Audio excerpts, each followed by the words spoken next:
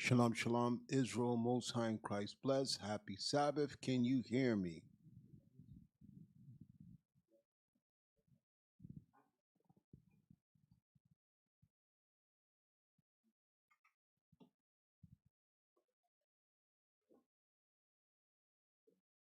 In the truth beats Carlos, Almeida, Job, Deborah, Israel, Moses, Levi, Nadara, Patty Davis, Masada, Zekiah, Bat Simeon, Atzalayu, Israel, Mitch T, Deborah, Justin Smiles, TikTok, Tawana, Facebook, Masada, Adeka, Lee, Joy,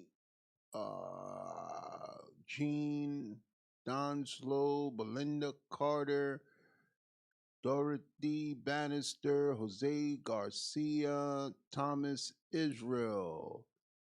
In the classroom, Samira Israel, Shania, Hondo West, Monique Robinson, Danica Collins, Davina Israel, Zacchaeus Barjonas Israel, Isaiah Judas Ben Israel, Unetta Smith.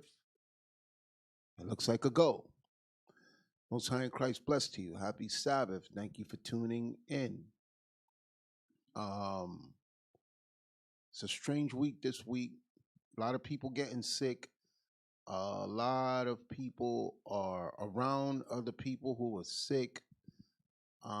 Since this COVID crap been going on, I never really been sick like anybody else. But I was around several people who were. So I wasn't even gonna come here tonight. It's just that let me just explain something to y'all. When I hear I'm around somebody who's sick, I start taking my drink. People get sick and start asking me about the drink that I've been speaking about for 4 years. Those people are dangerous. Let me repeat it again. When I come around someone who's sick, I immediately start preparing the drink and taking it. People get sick and then they're emailing me saying, "What's that drink you've been talking about for 4 years?" Those people, you got to watch them, okay? Because they're not in tune with, they, they, they, uh, they don't take things serious, okay? So that's why all praises, I've never been like what I keep hearing with everybody else, having to go to the hospital and respiratory and blah, blah, blah, because I believe in prevention, and that's the way I move. So I'm just telling a lot of you have been very irresponsible with the information that has been bestowed upon you. And it's almost like you don't care about the people around you. Because I still have people, I've been talking about this for 4 years, and there's still people asking me, what is it that you've been speaking about? You don't care. Um, and that's sad, because people can die. People have died that got sick. So you don't care. So all praises. I've been around people who have been diagnosed, and the most that I had was this morning. I had a sore throat, and it's gone. It's gone. But I can't take for granted that yes, you may not feel away, but you could still be sick and infect other people. So I told the men to stay away from me and keep their distance because I'm good. And like I said, as soon as I feel as soon as I hear someone was around me that was sick, I mix it up and I drink it because I'm not waiting to get sick and then ask for help. And that's how our own people are, which is just crazy to me. I still got people this week asking me. I'm like, yo, I've been talking about this for 4 years. This is madness. Even before COVID hit, I was telling y'all about this. COVID hit in 2019. And I was telling y'all about this long before when flu season. And I said, uh, it helps. And a lot of people have said that it helps. And my whole office was sick. And the most I got a headache. I take the drink. Yeah, same thing with me. I'm around people who are like, yo, so-and-so's not here. They got a fever. They in the emergency room. They this, that. I ain't never had to go see no doctor. Never had to go see no doctor. My entire office, every single person took off from being sick. And the most I had was a sniffle. And even like I said, I was in direct contact. I had two people tell me that they were diagnosed. And if they didn't say nothing, I wouldn't have known. And they gone. They like bed rest, everything. And when I heard about the one this morning, I was at work, or else I would have drank it at work. I wait till I got out of work. I mixed it as soon as I got home. Uh, I went about my day. I took a nap, like about 3 o'clock, 4 o'clock, and woke up, and I'm good. And I've been telling y'all this. When I first told it to y'all, I didn't hear it from someone else. I'm telling you, this is something that worked for me, who would have get sick every single winter. Every winter I had to deal with the cold, and I hated it. I had to deal with flu season. But since I've been telling y'all about this, it's been very effective. But some of you, shame on you. You don't care about the others, and you're the ones that'll be a problem when all the stuff that we speak about in the Bible takes place. You're gonna be that dead weight. Okay. Um. So I just want to go over something from last week before I go into the class. Um. We're social distancing here, so I told all the men keep your distance, because that's another thing. In one of our schools, a brother said, I'm not coming back because my house is sick, and we were fine till we came to the Sabbath. So I told him, man, to hell with him. There's no way he could have caught it on his job, or on the subway, or in the restaurant where he went, or where he stopped to buy his food. Why it had to be on the Sabbath day? So I said, don't, tell him thank you for not coming, and don't come back no more. Because those are the type of people that like to point fingers. How do you know for sure that that's when you got sick? Because even with the people that called me and told me that they got COVID, I saw them over the weekend last week. I saw them on when we had the movie premiere, and now today it's 4 days later that I'm hearing that people are sick. You don't know when you got it. You don't know where you caught it from. So um, I don't know. Some people just love to point. I would never tell somebody you made me sick, and I know for sure, because I don't know.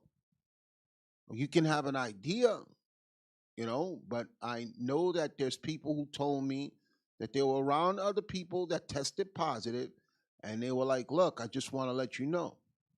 And even with the sore throat that I had, I don't know if it's because of someone was sick, because uh, the weather been changing. Um, Me, I like to sleep with the window open. I don't know. I don't know what it could be. I don't just immediately say, you got the COVID. And a lot of people like to do that. So, I'm not saying that, but better to be safe than sorry. But a lot of the schools have been closed. A lot of the people have been popping up sick. And a lot of people are trying to speculate where they got it, how they got it, who they were with, who gave it to me. I don't do that. Just as soon as I hear someone is sick and they're around me, I mix the concoction, I drink it, and I'm good. That's what I've been doing for the past 4 years. I've never been to no hospital. I've never been down for 24 hours. The people around me that listen have never been down for 24 hours. Most of the people that they all come back to me, Deacon, you was right. Good, I'm glad I caught it in time.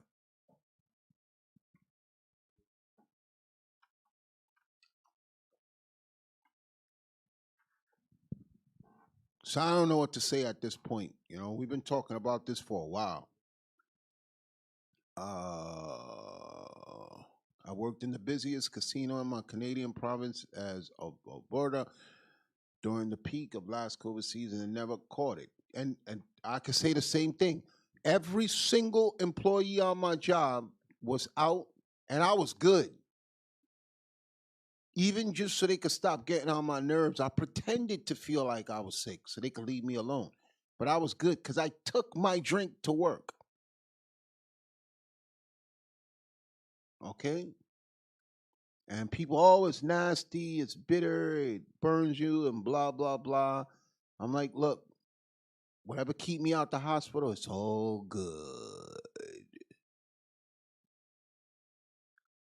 Uh, Sore throat, not COVID. Well, the only reason why I thought it could be that because a lot of the people that have been hospitalized, one of the first things they told me, and some people, even after the virus went away, they lose their sense of taste. And that happened to me, because it deals with the ear, nose, and throat, and they lose their sense of taste. And that did happen temporarily.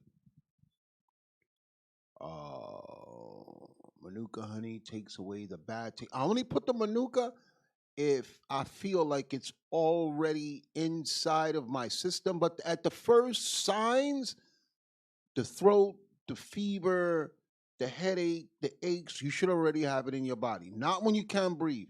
That's another thing. You people that wait until you're already days into it and then it's already too late.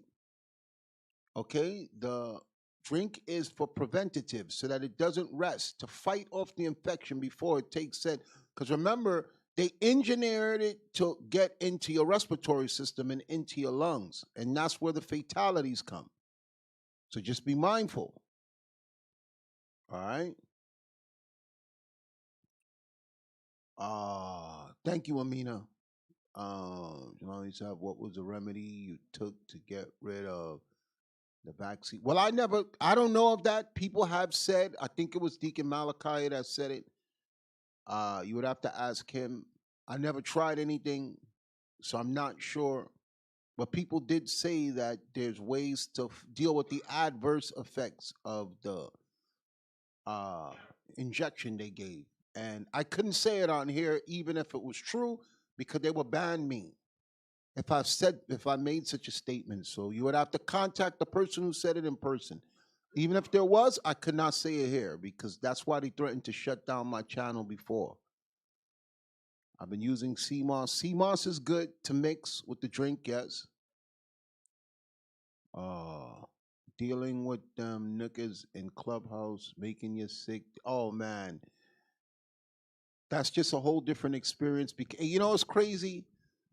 You people know me here as Deacon Asaph. The people on Clubhouse, they feel like they're dealing with a totally different individual. So it's crazy when the people come from Clubhouse and they come here and they see me as Deacon Asaph and they bug it out. Okay, because my Friday Night Raw audience, I could deal with y'all different. You know me. Those people don't know me. So it's almost I have to use a little bit of tact in dealing with them. I got to learn balance. You know, those people are being exposed to this teaching and this way of life for the first time. So what happens is you got a lot of nookers coming through the door and you got to lay them on the floor. You know, so it gets crazy at times, but it's all to do the Lord's work. So it is what it is.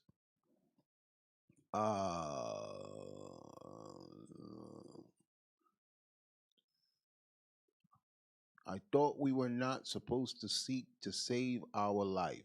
You got to, I don't know where you heard that from. That makes absolutely no sense. They are disrespectful on Clubhouse, and I love it. Y'all see how I get down. I'll be like, bring them in the room. Pour them something to drink. Let them sit down. Take a seat right here. Let's talk. Okay? As I said before, I don't take L's. I give them. I got a bag full of L's. I walk around with L's in my bag. Okay? You're not handing me no L's.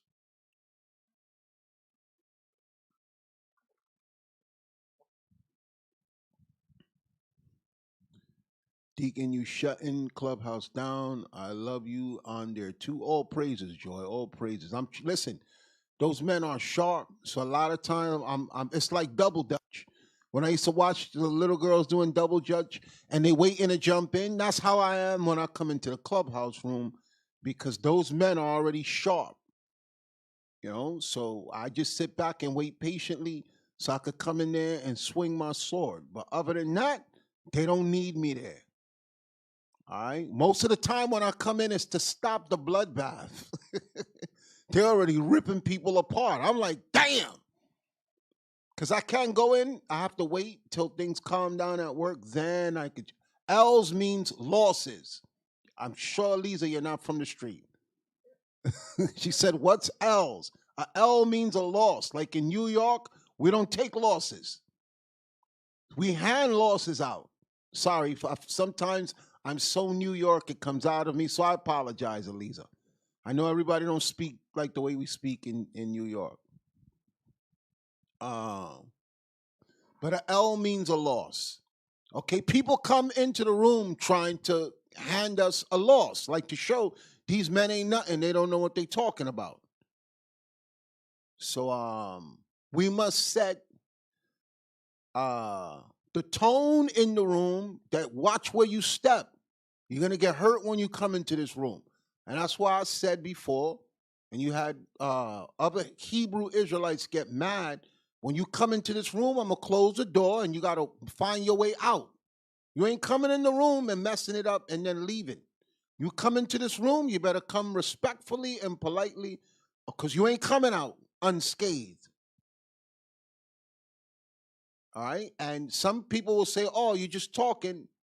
Like that other dude from the Israelite camp, oh, Deacon Asaph, he's just talking SH. But what I like about when people run their mouth, time will tell. It's just like the bishop, when he came on YouTube, everybody was talking mess about him. Where they at now? The best thing they should have done was shut their mouth, because now look where the bishop is. So that's one thing I learned from him. Time will tell. A lot of people will come and they'll run their mouth and they'll speculate and they'll take shots at you. But the best way to assess who's right and who's wrong is time. Just like all the scoffers that been attacking us. Where they at now? What they doing? What's all the videos they was doing before? What destroyed them? Time. Okay? And that's why this is my favorite scriptures. Go to Luke chapter 21, verse 19. This is my favorite scripture. That I didn't understand why Christ said this, but then it made sense to me. They come in their clubhouse, they need to check themselves before they wreck. That's right. Because they don't check themselves before they wreck themselves, so I make sure that I wreck them. Okay, they come in there trying to give us a L, and they leave with a L in their behind, in their neck, in their chest, in their head. You got it? Luke 21:19.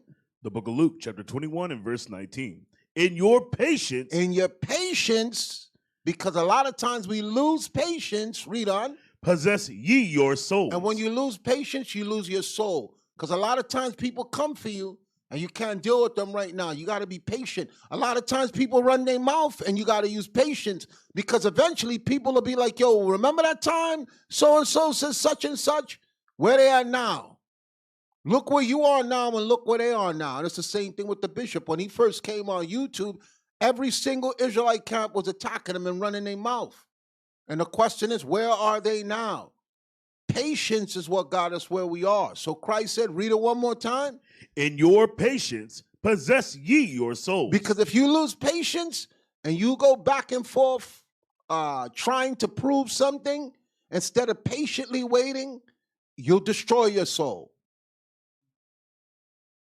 You will destroy your soul. So that's what Christ was saying. I still think back to Q and his undercover woman who tried to disrupt the plan. Oh, you remember that night, Serge? He come on there running his mouth. Then he sends his woman to say something. And then when I'm like, wait. When I'm about to light into that woman, he goes, brother, I can speak for her. I'm like, no, you cannot speak for her. She shouldn't have been speaking if you were supposed to speak for her. You don't come now and try to be like, I'm her Lord, or I'm whatever, I'm going to speak. You sent her into the room. Now you're trying to drag her out? No. 2 people are going to get bodied now. You and your woman. You should have never sent her into that room. You remember that night? I had to leave the office to go scream on him. Y'all don't understand, because my office, if someone stands outside the door, I won't know it. And they can hear, and they be listening.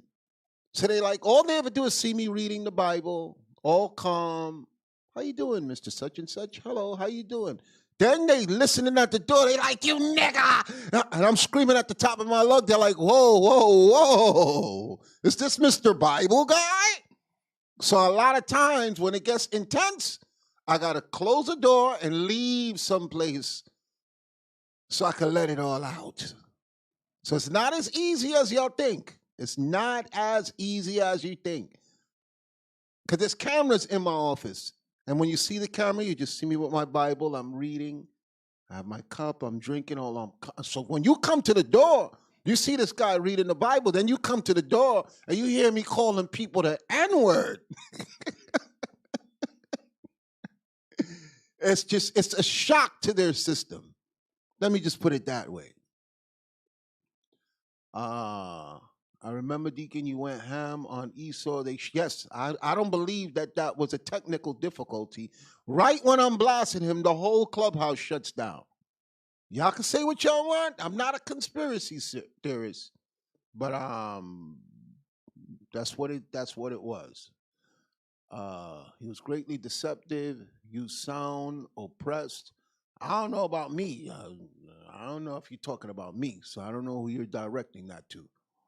But while you said that, Ecclesiastes 7 verse 7,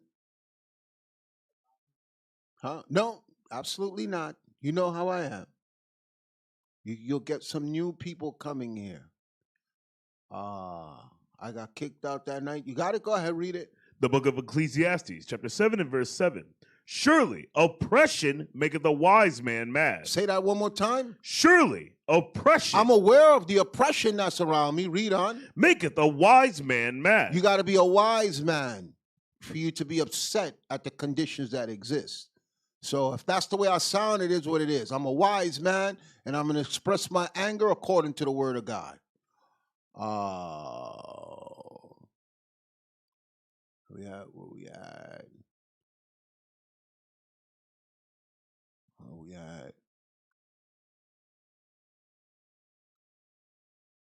Yeah. That was no coincidence. That's right, Judah blood.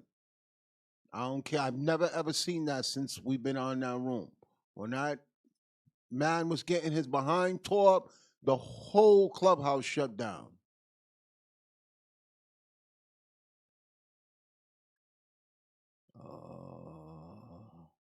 Deacon Asaph, Berean TV on YouTube has been talking about IUIC this week. Specifically, he has guests discussing the church bliss. Will you discuss it?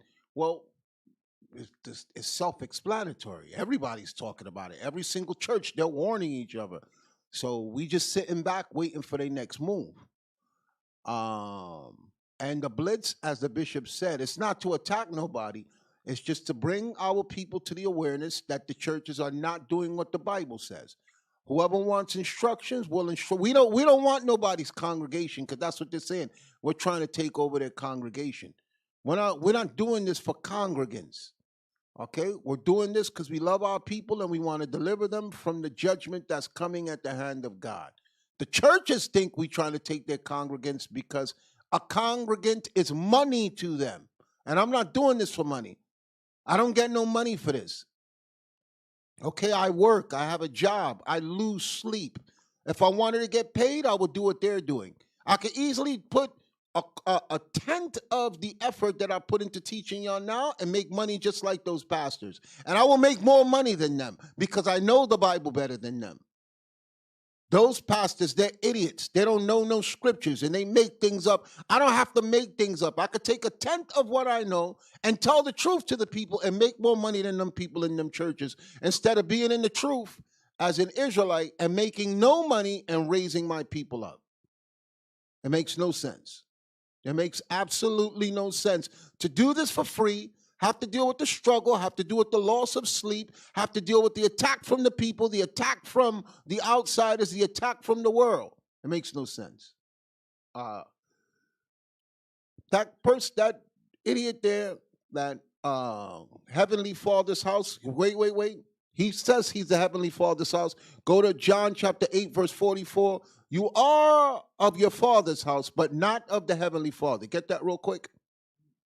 You read it real quick. The book of John, chapter 8 and verse 44. Ye are of your father, the devil, and the lust of your father ye will do. So you will have some wicked niggas coming in here talking about they're of the Father in heaven, just like Christ had to argue. You are of your father, the devil, and that's why you here. So just change the word from your heavenly father to your father, the devil. Okay. I don't miss nothing. I'm looking at 4 screens here, and I don't miss nothing. So don't get it twisted in case you missed it. I don't take L's, I give them out. And I'm giving them out free. You don't have to pay nothing. Just line up, and I will hand you your L. If I'm battling certain spirits, does that mean I'm unrighteous? All of us are battling spirits. All of us. I got stuff I got to deal with. You, that doesn't mean that. Give me that. A just man, yes, and rise it up again. Don't mean because if you weren't battling nothing, there'll be no need for God.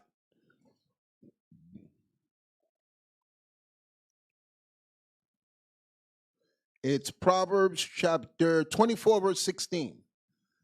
If you're not battling nothing, then there's no need for you to be here. The man of God exists, and Christ exists to deliver people who are battling with things. Go ahead. The book of Proverbs, chapter 24 and verse 16.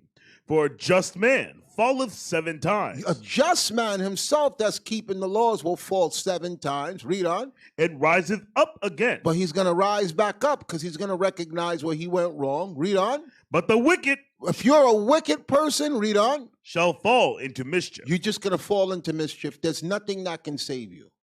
Okay?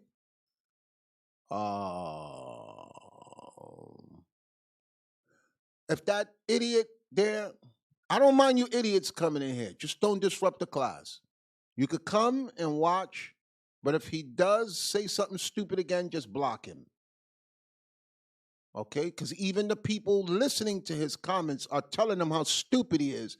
That's the worst type of stupid person. When everybody telling you, Cole, you stupid. And you're not getting it. Remember Martin? Gina, Pam, all of them will tell him, Cole, you stupid. And every episode, he still came back with something stupid. So we got some Coles here that are just stupid. The whole audience is telling him how stupid he is, and he keep typing stupid stuff. And he think that he's going to affect me. That people come here new, and they stupid, so we got to be patient with them. Question. I'm going back and forth for the Christian about the 4 horses in Revelation. Can you explain who the white horse is and the other 3? Not here. Okay? You trying to get deep. And the Christian need to know to keep the commandments. Not about no 4 horses. You trying to be deep with that Christian, and you're destroying them. Let me show you that.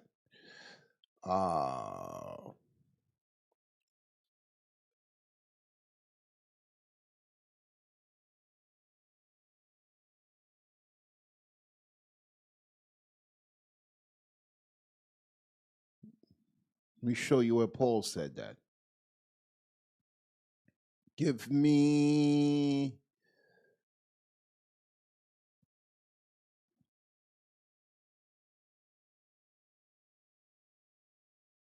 Wow, I need to look this up more. I didn't realize there was so much phrases with this. Give me 1 Corinthians chapter 3, verse 1. 1 Corinthians chapter 3, verse 1. Watch this. The book of 1 Corinthians, chapter 3 and verse 1.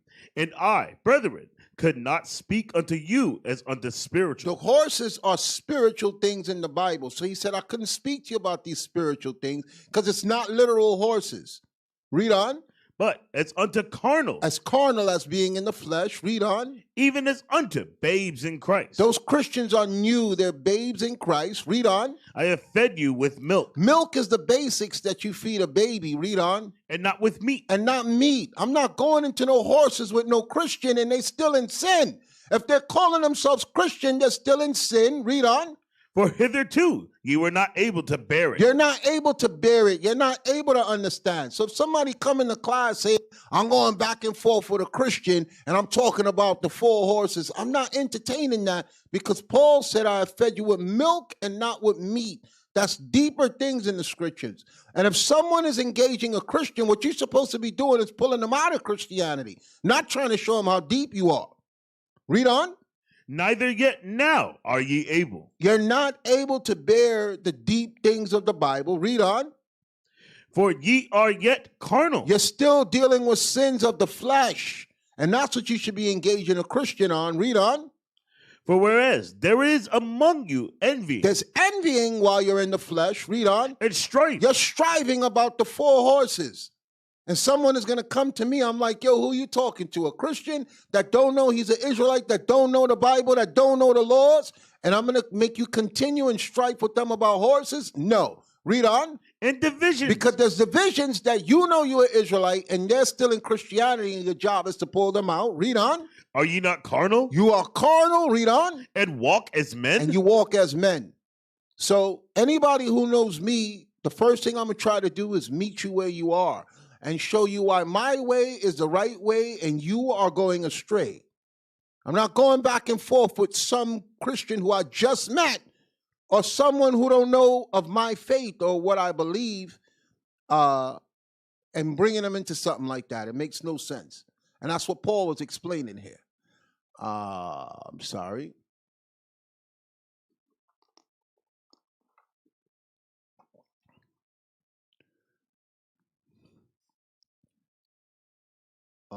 Not to get off the subject, Deacon, I noticed that the extension number is different than before. Yes, it has been changed.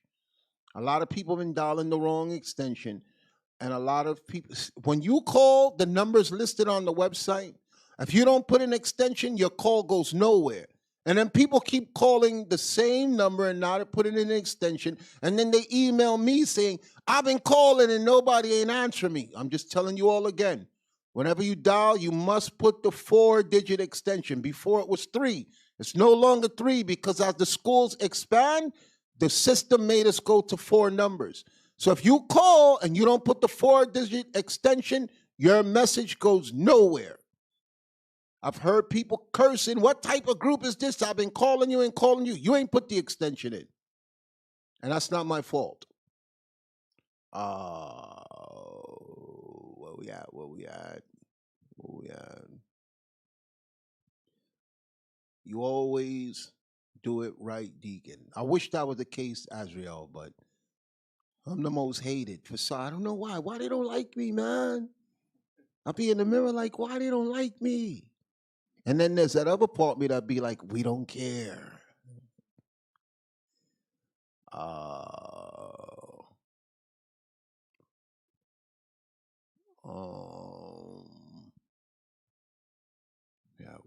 Where we at?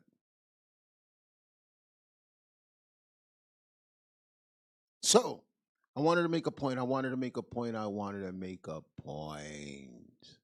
Last week, so many women were mad about the class I did on abortion. A lot of them said, I'm not watching it. They signed. And if you look, the views are low. A lot of people were like, I'm not watching that, which is fine. I don't care. I said I was going to do it and I was not going to go into it. But there was one thing that I left out, that it didn't hit me until class was over. And I wanted to say it in class, but I thought it was too graphic. But then I realized how much people I'm pissed off. I said I should have put the graphicness in from last week. And I had a video of it, but I'm not going to play it because, again, like I said, it's too graphic. But I can speak it into existence. Give me that picture that we have right there. This is the response that we're having to the discussion about abortions.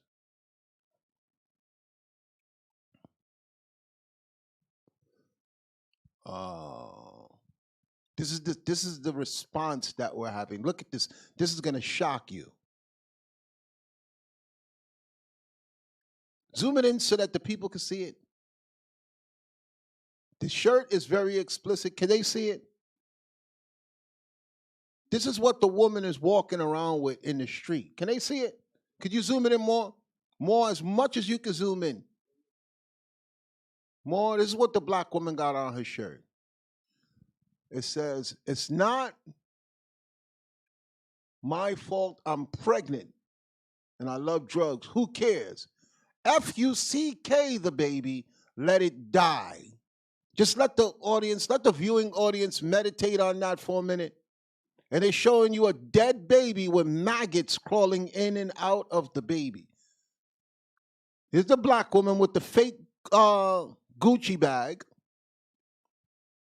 That's the plastic bag she has. But she's wearing this shirt with pride. It says, F-U-C-K the baby, let it die. And there's a dead baby with maggots crawling on it. Can the viewing audience see that? They can see it clear, because I can see it clear. I can see it nice and clear. So it was like perfect timing for the class last week, even though I didn't want to do it. I know a lot of you didn't watch it, and that's okay, because God watched you. Okay, if you notice, that was like the lowest views for class in a long time. It could have been YouTube. YouTube could have been keeping it down, you know, because it's very controversial. I don't know, but I'm just saying, when you look at it, not too many people watched it, and I got a lot of complaints and a lot of emails of women trying to explain to me why they did what they did, or you don't know, you're not a woman. Okay? And I'm not going back and forth with, I don't need to be a woman to see that that's bad. How could somebody, who would print up a shirt like that and wear it? A dead baby with maggots crawling in and out of the baby. This is how sick our women are. Is that not crazy? F-U-C-K the baby, let it die. A man I can understand, an evil man saying that, but a woman with a womb who's supposed to be precious and bring forth life, made in the image of God. For God so loved the world. Wow. So this is what's circulating on social media. F-U-C-K the baby, let it die. Now, any man that's brave enough to engage, because I wouldn't deal with no woman like that. I would never, you would never see me walk. I wouldn't want to be in her presence. She's walking death to me, because she don't care about the baby. She don't care about nothing. That's just selfish on a level that you just got to stay away from her. You even got to question her friends, her mother, her father. You got to question everybody around her that's comfortable being next to her while she got that on. And this is the point that I was trying to make on Clubhouse when I was talking about Sodom and Gomorrah, where everybody in Sodom and Gomorrah wasn't engaged in that act, in that behavior. But the reason why God sent fire down on the whole city is because of people. There's another person next to her with that T-shirt on. She got to die too. You don't just kill her when judgment come. Kill both of them, because the woman next to her should have been telling her, yo, take that T-shirt off. So you understand now why God hit the whole house. Everybody got to go. It's the same thing when you read the story about Achan and the Babylonian garment. God told him not to steal, and he stole, and he brought it home to the house. And everybody was in on the stolen merchandise. So God said, burn everybody, even burn the cattle up. Set everybody on fire. Kill the men, the women, the children, the grandma, the auntie. Kill everybody. He even said, kill his animals, kill his cattle. The same thing when you read in the book of Acts about Ananias and Sapphira, when Peter separated them. And he asked the woman, Why did Satan fill your heart to lie? Why did you saw your husband is wicked? Why did you side with him in the lie? You have not lied to man, you've lied unto God. And then he told the wife, the same people that buried your husband, they're going to bury you. But so pull the picture out for a minute. I just want to show you. There's another woman next to her who should be appalled at the t-shirt. Okay, but look at the color of her hair. That's how you know why she's not appalled. Zoom in on now, her. You see the color of her hair. She ain't got no sense either. She ain't got no sense either, with green hair in her head.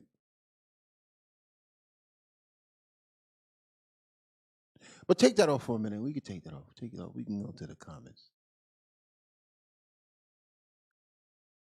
Okay, every woman seeing her with that t-shirt should be looking at her like you're an animal. You're an animal. You don't deserve to be among the human population.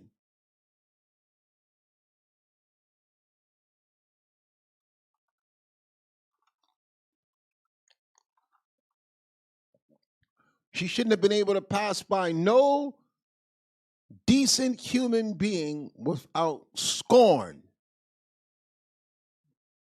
Now, I had a video, but like I said, I can't play the video. So I'm going to speak it into existence. You know how it is on them days when you go to sleep, you get into that good sleep. And you get your blanket, you tired, you warm, you get your peace. Like some people, they got to get comfortable before they go to sleep. They got to fix the pillow a certain way. They got to sleep on the right side. The light got to be a certain way. They want the temperature in the room. The blankets got to be everything, or else they don't get good sleep. They got to make sure they already peed, they already ate, because they don't want to get back up. How many of y'all like that? That's the way things have to be when you go to sleep. Just everything has to be. Me, I could sleep anywhere. Because I get tired, it just hits me. I'll sleep right here on this desk, and I'll be like this.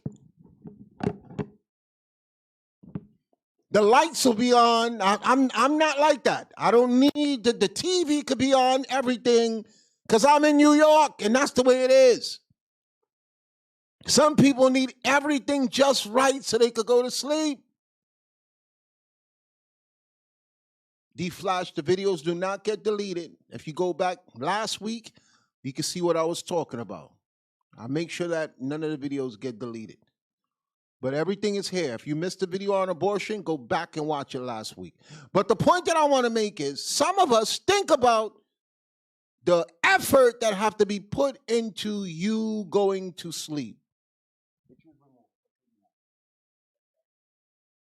Huh?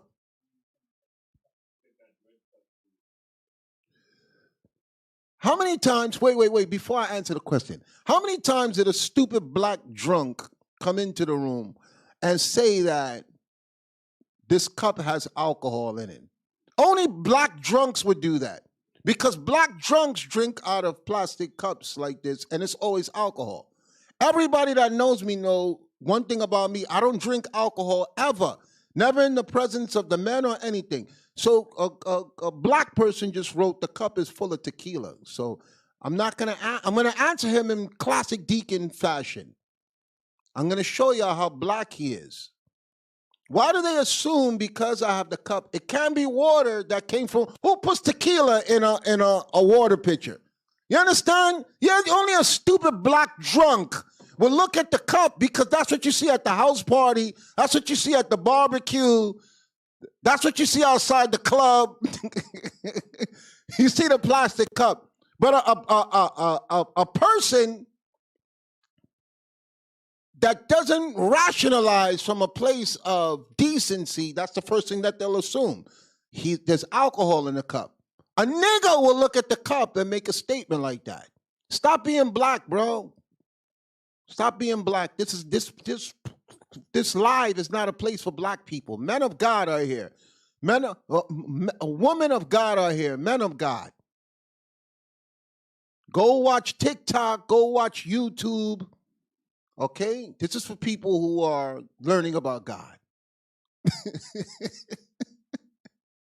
But I just had to say that I had to embarrass him because sometimes fools come through the room and I gotta bang on them. They gotta get touched. But let's go back to what I was saying about the sleep. So you're in your bed, you're nice and warm, you're nice and comfy. There's no noise. Everything is relaxed. You already peed, you already ate. You know what time you have to wake up, and you don't want nothing to disrupt your sleep. I've seen that. Well, some people are just like that. The energy that it takes into being put to sleep. Now, how about this? How about this? How about this? How about you're in your blanket and you're nice and comfortable, and all of a sudden, could you bring the equipment from the video from last week that shows what they used to rip the baby out? I just need this picture because some of you are not going to be able to get the visual without this picture. Just give me 1 second. I just need him to bring something up. I think the images were there. Do you see it?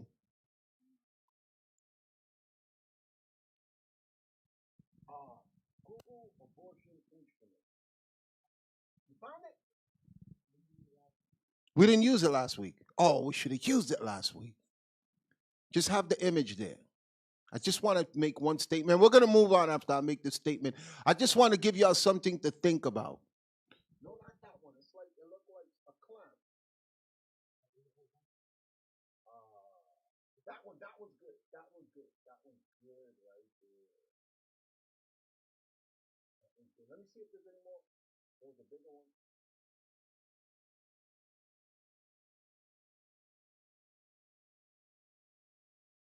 Okay, I like that image. I like that image. I like that image. Right there. Give me that image right there. Zoom it in big, big, big, big, big, big, big.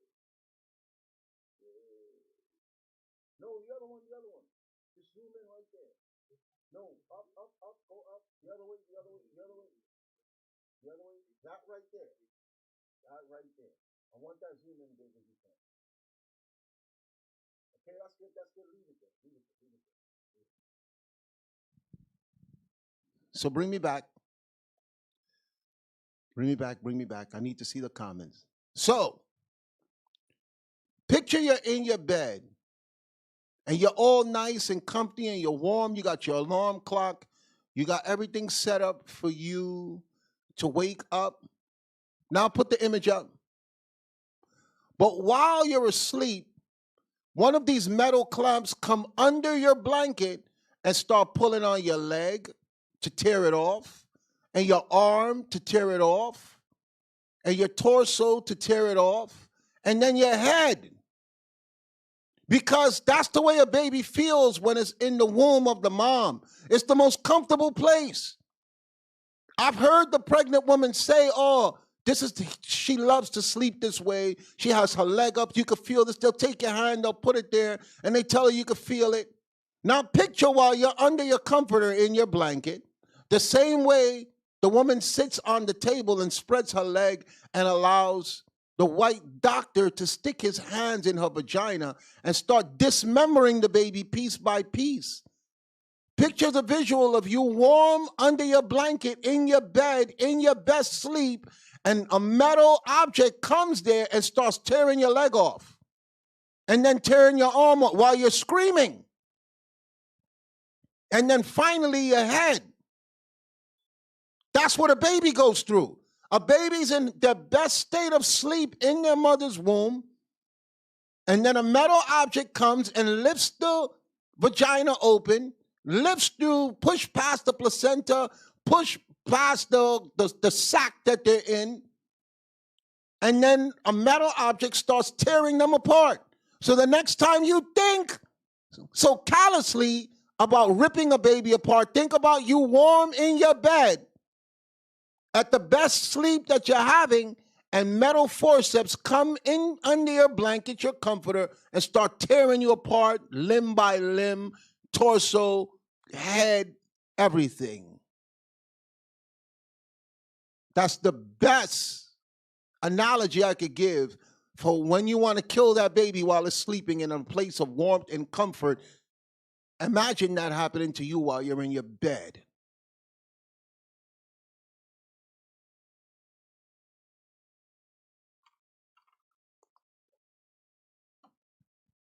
So they could go back and watch the video from last week. We can take that off. I just wanted to leave them with that vision for those of you who missed it.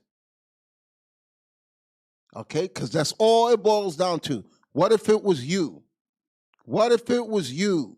You in your bed and you're relaxing, you're warm, and someone comes into your room, goes under the blanket, and starts tearing you up limb by limb. That's what an abortion is. That is what an abortion is.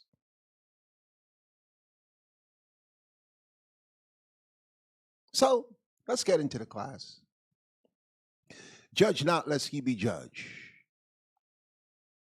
Judge not, lest ye be judged. And the reason why I got this from was on Clubhouse, everybody that comes into the room, they be like, don't it say you're not supposed to judge? Okay? That's what everybody keeps coming into the room saying. Don't the Bible say you're not supposed to judge? How can a mother know this is what happened and still go through? It's beyond my, you got to be evil.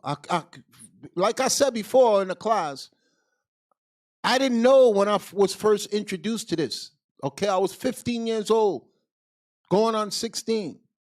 I didn't know, and everybody minimized it. Every single human, nobody around me was like, everybody was, yo, you messing up your life. You don't think about what you're doing. You a kid having a kid. And every answer was just kill it, kill it, kill it, kill it, kill it. Now we're in a day where you can look things up. You can look things up. You can see things. You can look. There's visual. We didn't have those resources at our fingertips. Now we have. We know. There's testimony. There's people saying things. Okay? Now, so there is no excuse. That's why the scripture says, thou art without excuse. Thou art without excuse. When we was young and dumb and stupid, okay, fine. Anybody who's doing it now, the Bible says this generation is the worst. That's why a woman can walk around with a shirt saying, F the baby. Just kill it. You're seeing the worst people God has ever created now. That's why the prophets are rising up now.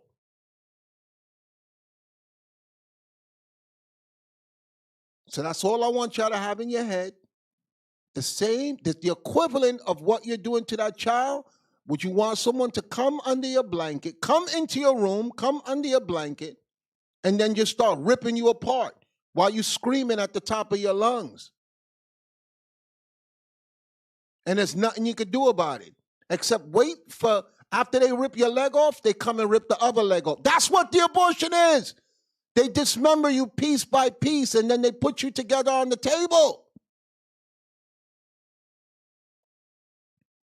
That's madness. And it's okay because it's little, and you didn't see it. I hope God could show you, because the scriptures say he's going to bring things to our remembrance. Whatever's done in the dark is going to be done to the light. And me, that's a terrifying thought. That is a terrifying thought to see that. And this is for you people that didn't repent. If you repented of it, fine. That's what I forgot to leave out last week. If you were in ignorance, the Lord says it'll never be mentioned to you. You people that still affirm and stay strong, I hope God gives you that visual. I hope God lets you see it with your own eyes, because some of you, that's what it's going to take. That's what it's going to take. You need to see the visual. You need to experience it. God could put you in that place. He could give you such a graphic vision, it'll kill you. That's what he did to the Egyptians when he was plaguing them. He said that men's hearts were failing them. When it said men's hearts were failing them, they had a heart attack. Something that you did, you're not going to physically go through it, but God could show it to you so strong that you'll have a heart attack. You'll die. Because a lot of you, the reason why it's so easy for you to sin is because you don't think about it. You don't put any thought into it. It's nothing to you. It doesn't matter. You just dismiss it. Okay? But some of you, you're going to have to see it with your own eyes. Matter of fact, hold on. Oh, hold on. I think I got something good.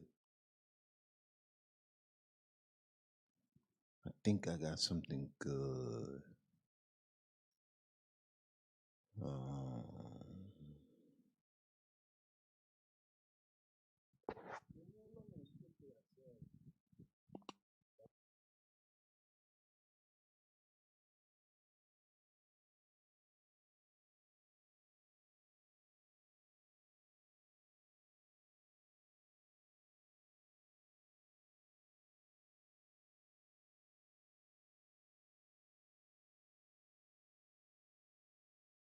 I'm going to skip it because it's going to take too long for me to find it. I'll save it for you another time.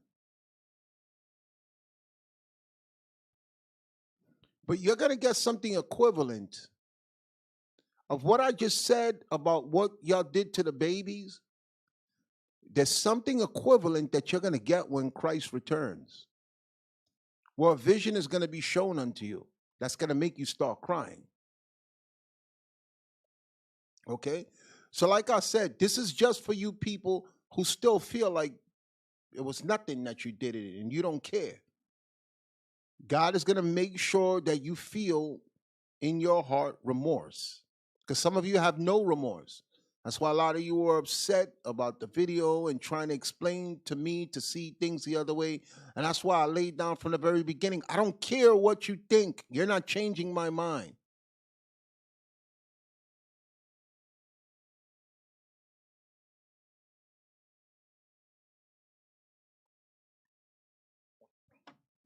So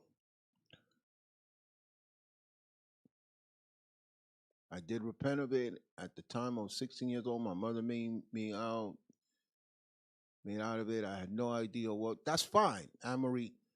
You were young. You didn't know no better. I'm talking to the grown woman now that knows, they have the information, and they still don't care, and they still saying it's a woman's choice, my body, my choice, and you can't tell me what to do with my body. So God is going to tell you what to do with your body.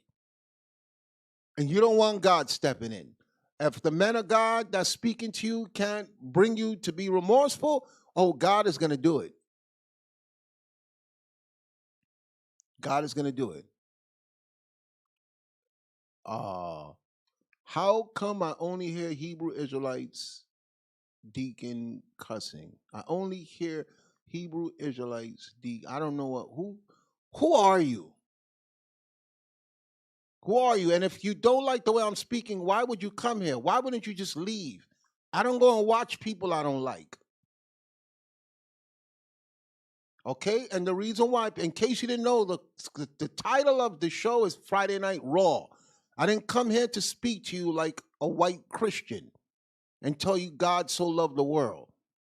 So my answer to how come I only hear Hebrew Israelites deacon cussing is I don't care what you think. Your opinion is irrelevant to me.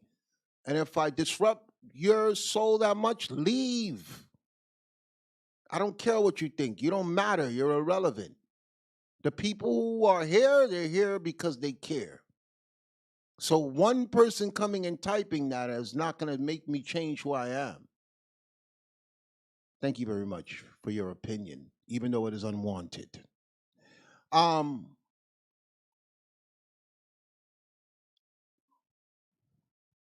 The church would have kicked you out of the position if you was cussing at the pulpit, correct?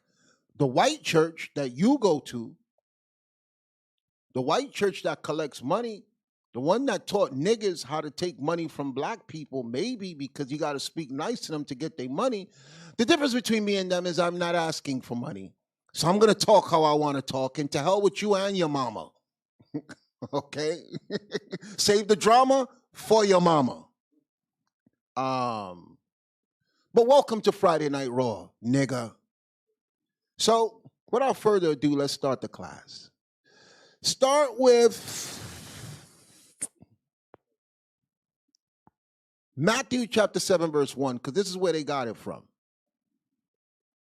Why do these people come in here thinking that I'm going to even consider their opinion? How many years we've been doing this for, audience? You got some slow molasses Negro coming through here that just left the Christian, just finished watching T.D. Jakes telling them, this is your season. No, you're not getting that here. Take your Christian ass back to Creflo Dollar and help them buy a new jet.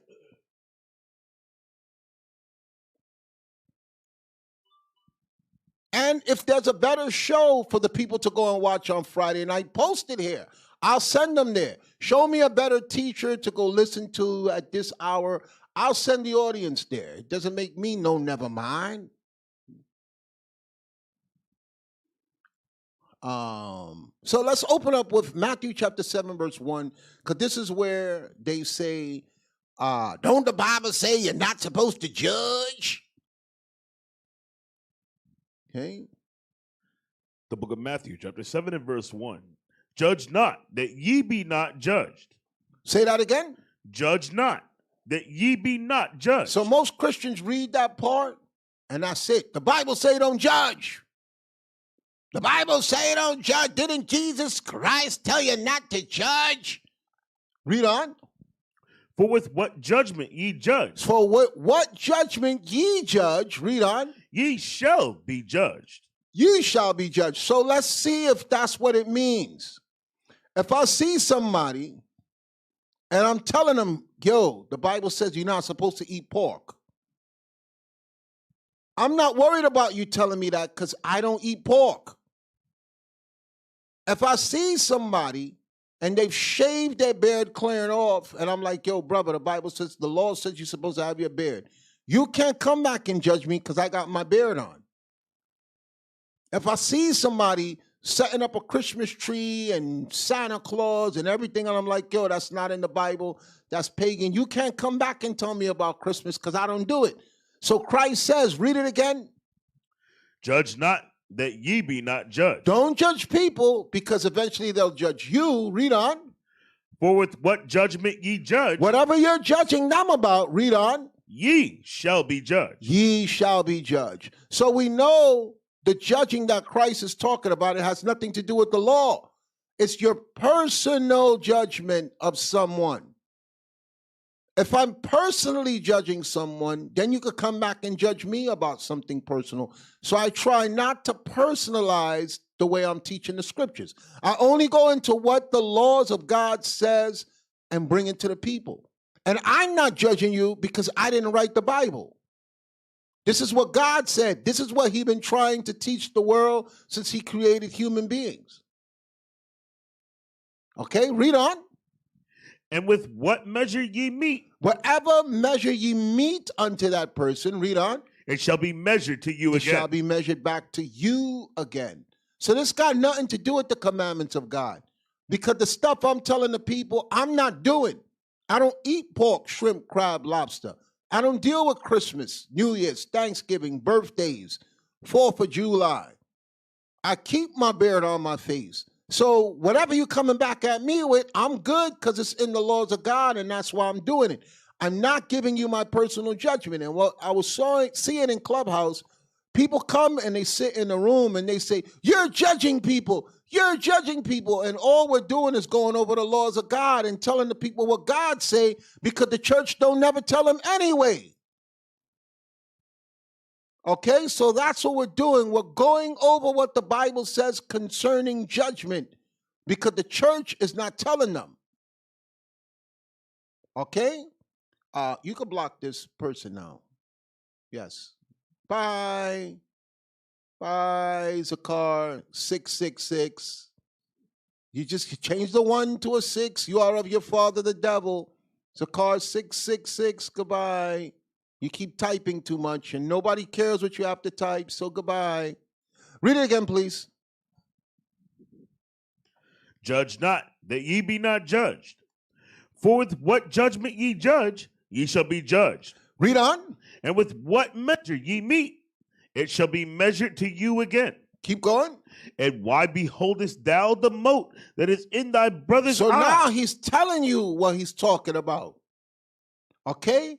A mote is a small piece that's in your brother's eye, and you're judging him about the mote in his eye. Read on. But considerest not the beam that is in thine own You eye. have a bigger problem than your brother who you're judging. They don't read further down. You're judging someone and you got your own issues. Okay? There's nowhere in the Bible that it says you can't judge.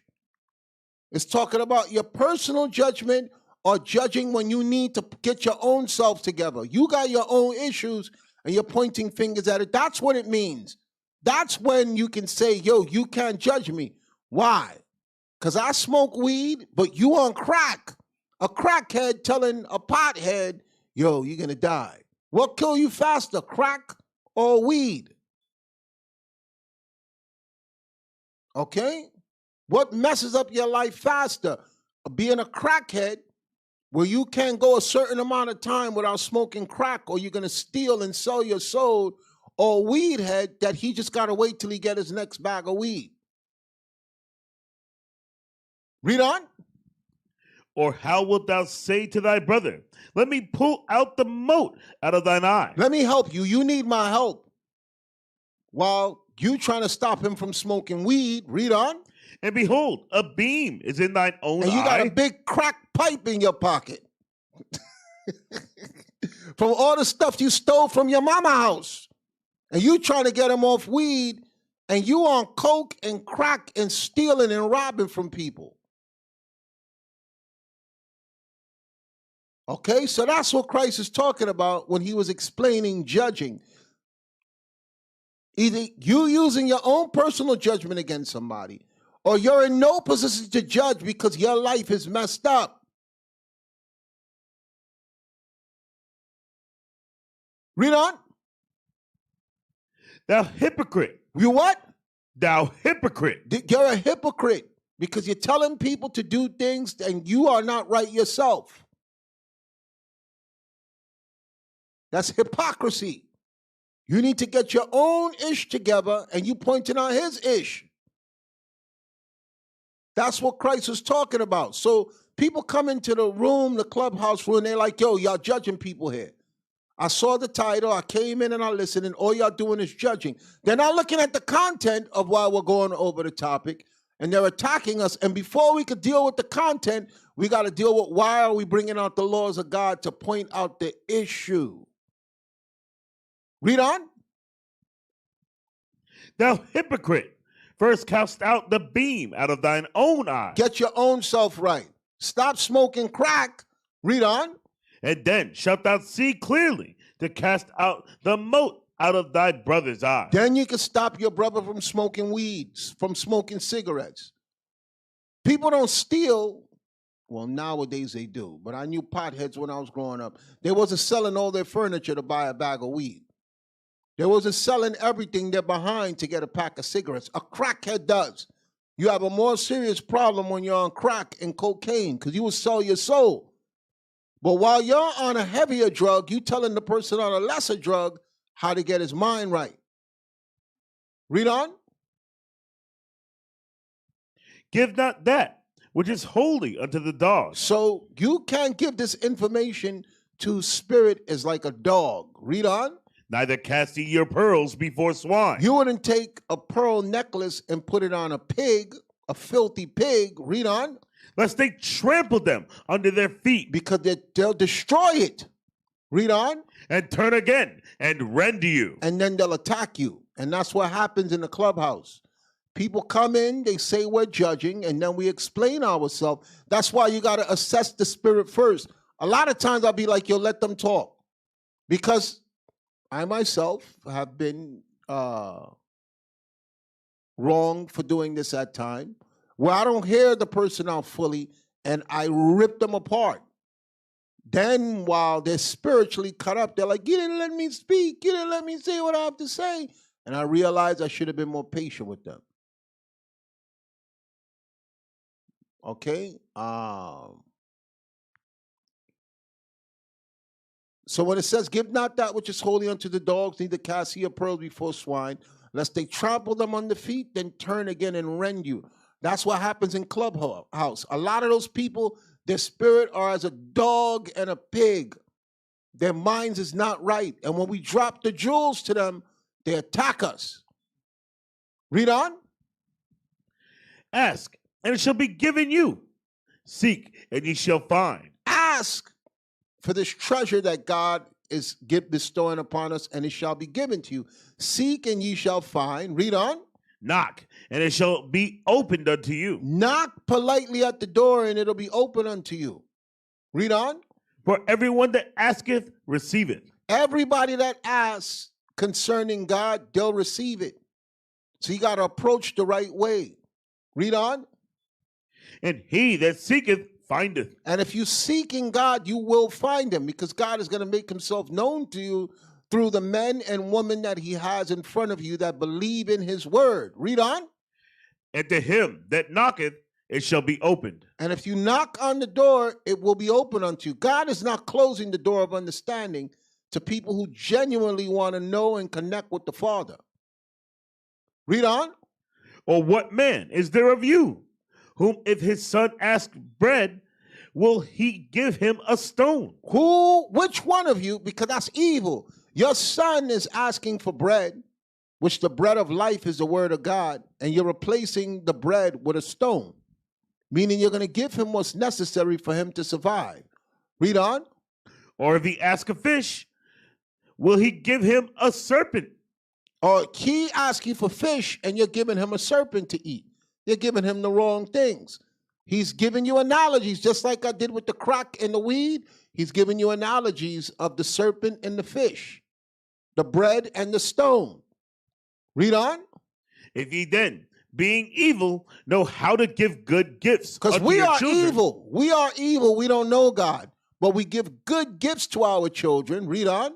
How much more shall your Father, which is in heaven, how much more, which is God, which is spiritual, which is in heaven, read on, give good things to them that ask him. Give good things to them that ask it. So when someone comes to ask about the word of God, you're giving them good judgment.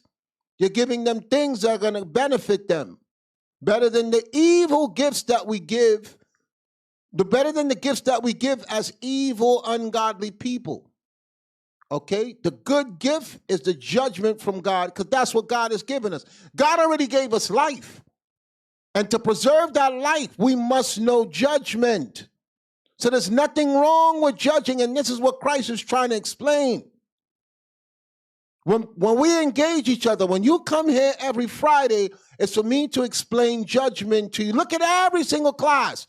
It's nothing personal ever.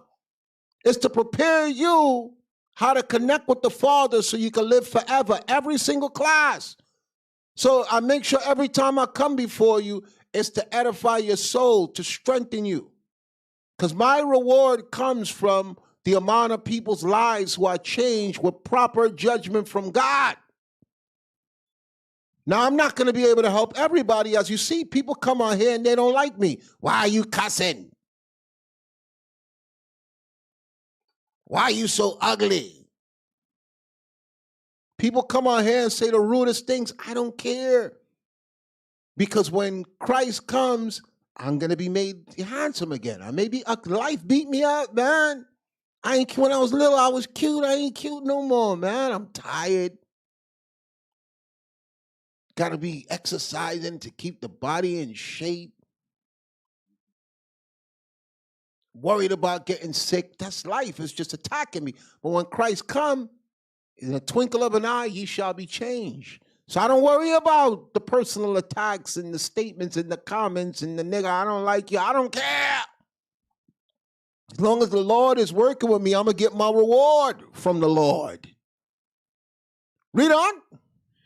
Therefore, all things whatsoever ye would that men should do to whatever you, you want men to do to you, read on. Do ye even so to them. Do ye even so to them, meaning don't judge them with your personal judgment. Like, for instance, we had a guy come into the room last night on Clubhouse, and he kept saying that the church is being hard on homosexuals. And I knew that's what he expected in the room. So I made it clear. I let him speak. I let the men go back and forth for him. And I asked him, what would I get from ripping you apart or telling you I hate you as a homosexual? Okay, my reward is showing you that it's wrong.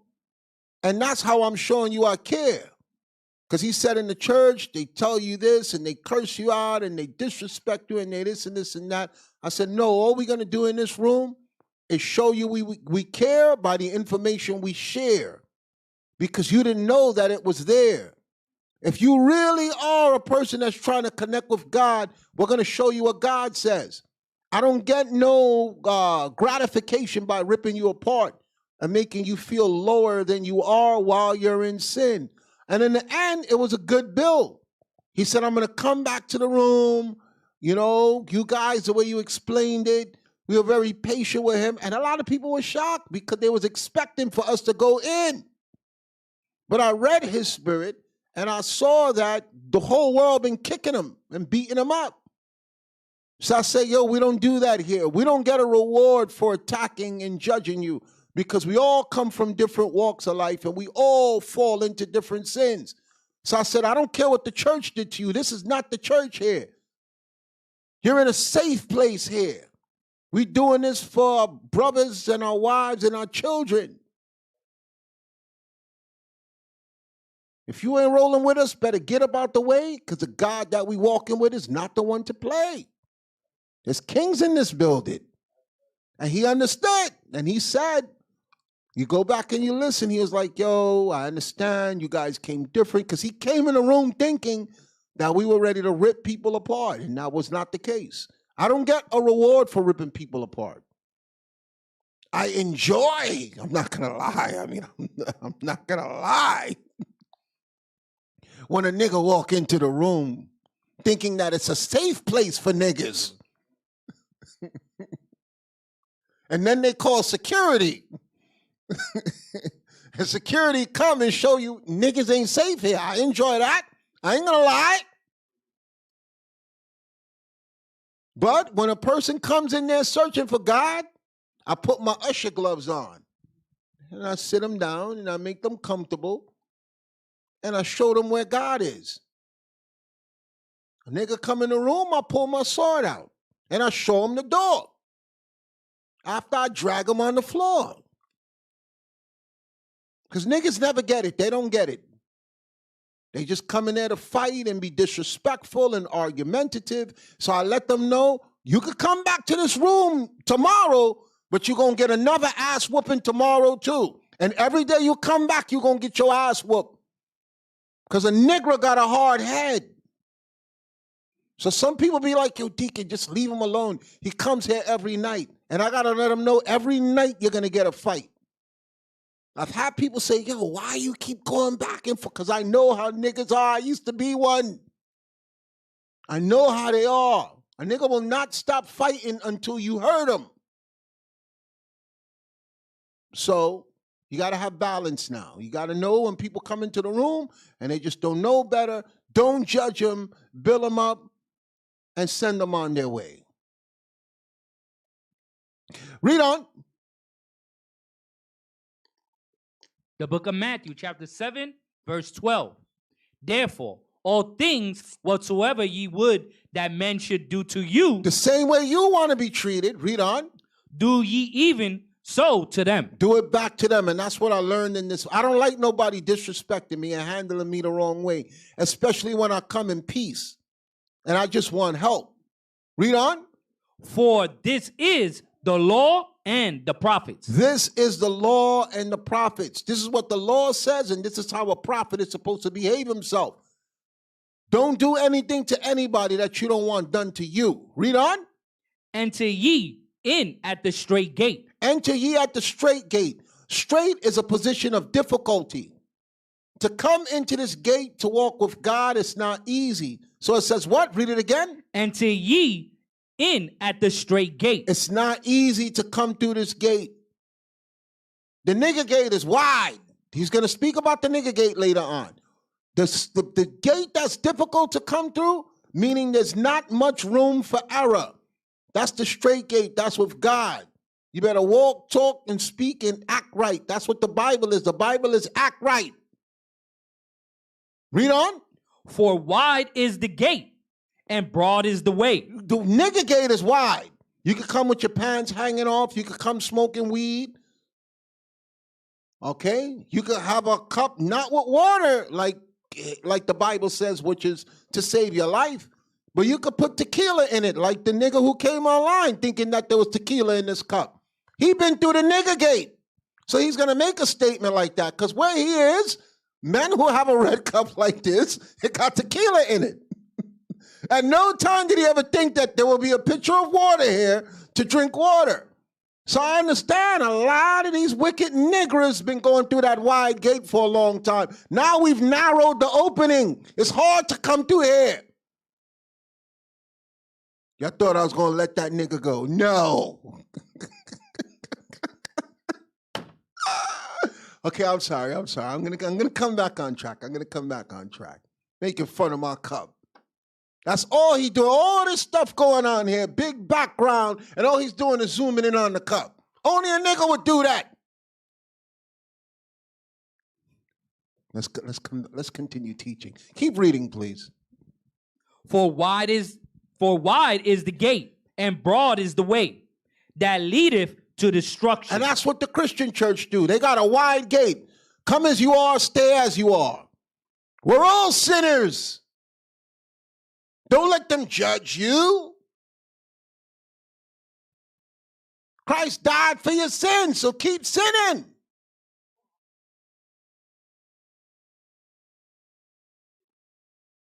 That's the wide gate. This gate that you come through, you got to have your beard, you got to have your fringes on. You can't eat shrimp, crab, pork, and lobster. That's judgment from the Bible. You got to keep the high holy days. You got to love your neighbor as you love yourself. You got to marry that woman. You got to raise up your children.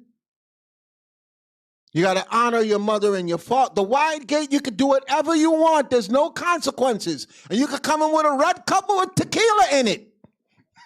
That's what he thought when he saw the red cup. He was like, oh, this nigga drinking? This is my room right here. He took his shoes off. The nigga drinking while he teaching about God. He didn't expect water to be in this picture. He thought this was the wide gate, so I had to set him straight.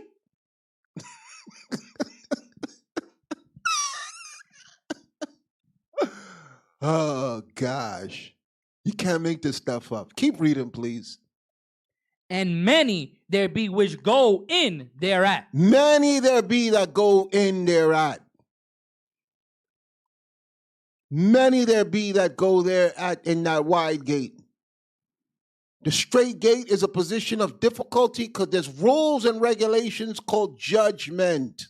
Judgment. So how could you say you can't judge nobody? That don't make no sense. Read on. Because straight is the gate, and narrow is the way, which leadeth unto life. Which is judgment.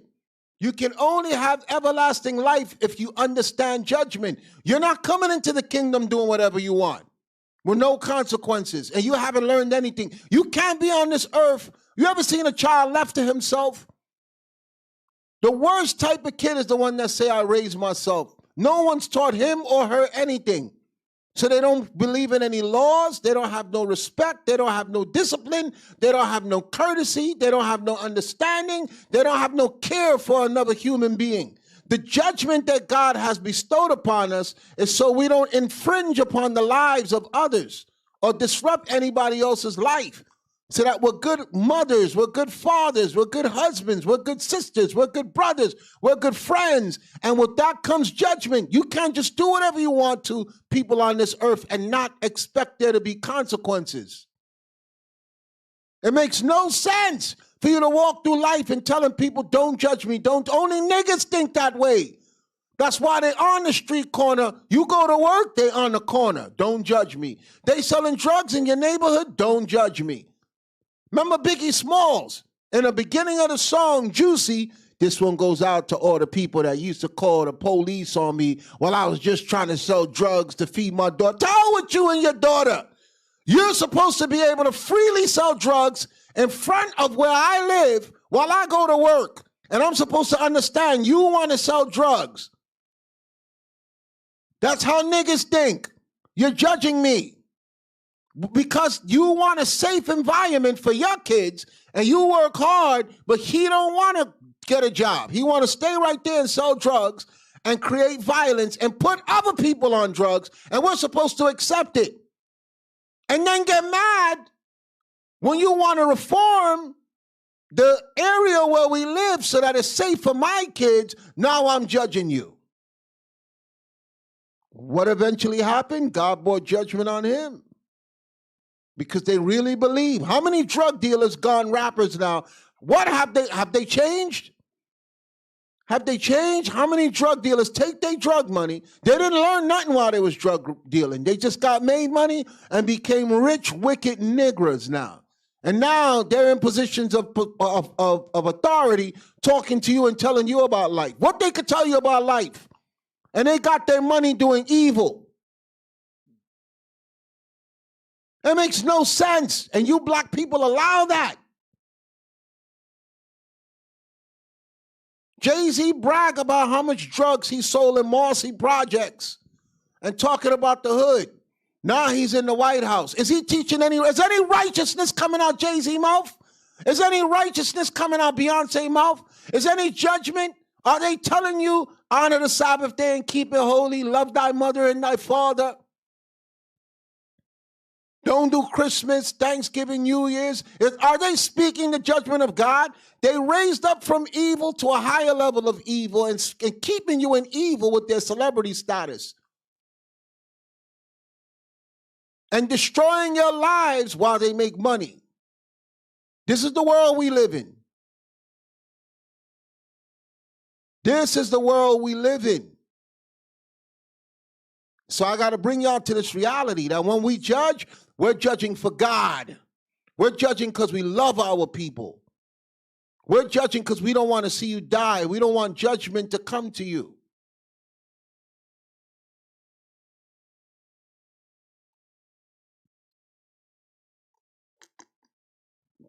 Read on.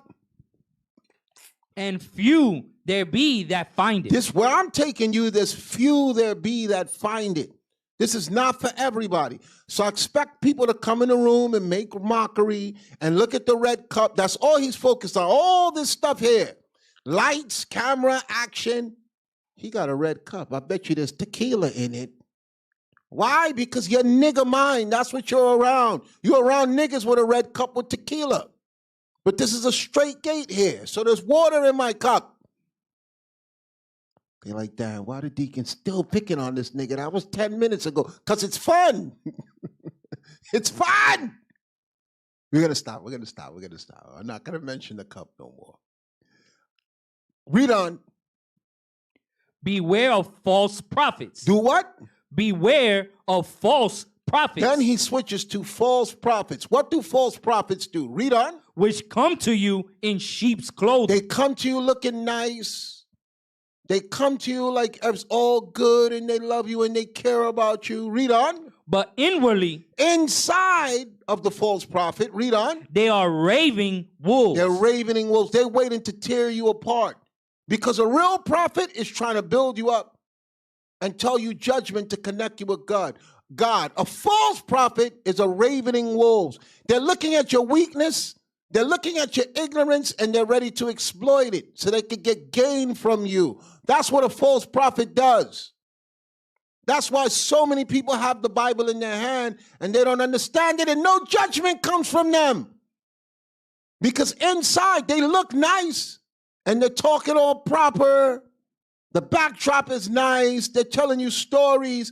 Inside, if you could take their spirit out, they're a ravening wolf. All they're thinking is, what can I tell these people so they can empty their pockets and give me everything they have? That's a ravening wolf.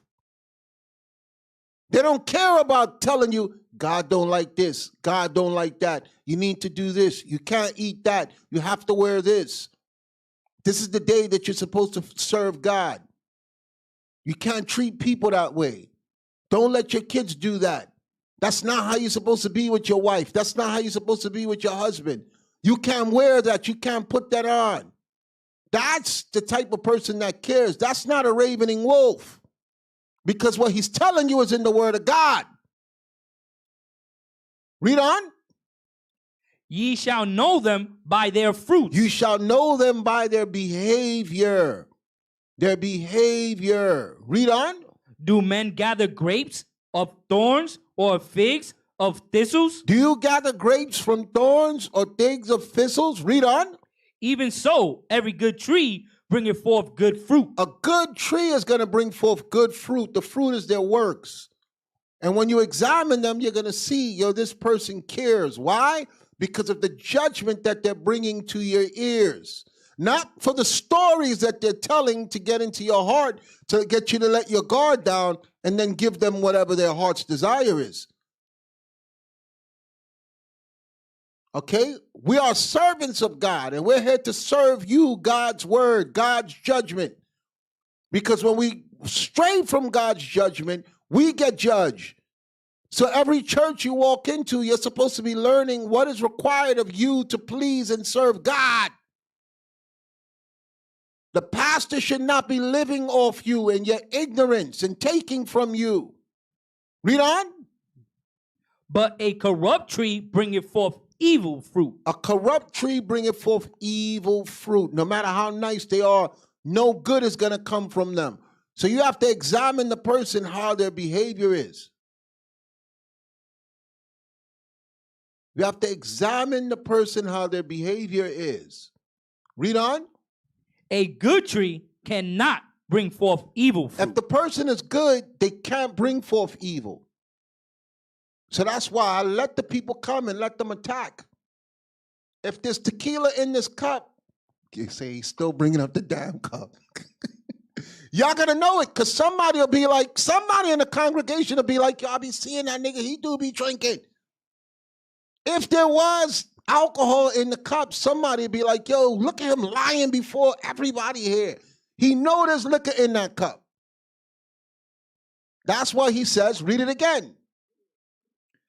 A good tree cannot bring forth evil fruit. If you're a good tree planted by God, you can let people examine you. They're not going to find evil fruit on that tree when they pluck it. The fruit is the works. So when people come here to pluck from this tree, they're going to get something good to eat. But if I was a corrupt tree, there would be tequila in this cup, and the nigga would have been right that accused me, because a nigga know a nigga.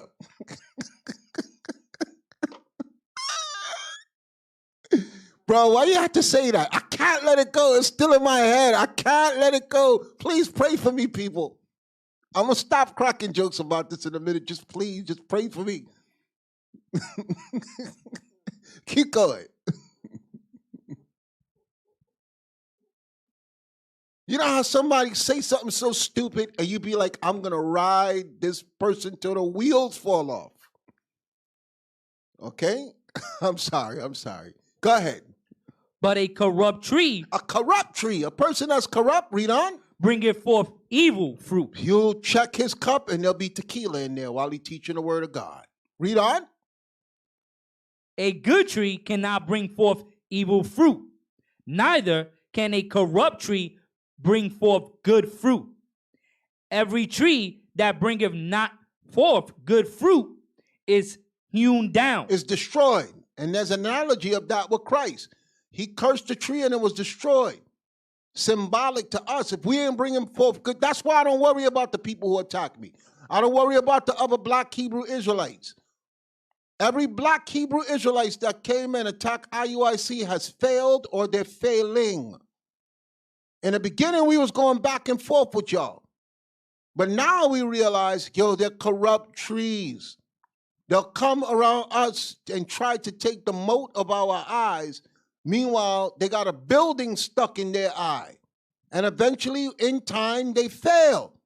They fall to the wayside. Don't nobody know about them or care about. Think about all the people that came in here trying to bang on us. Where they at now?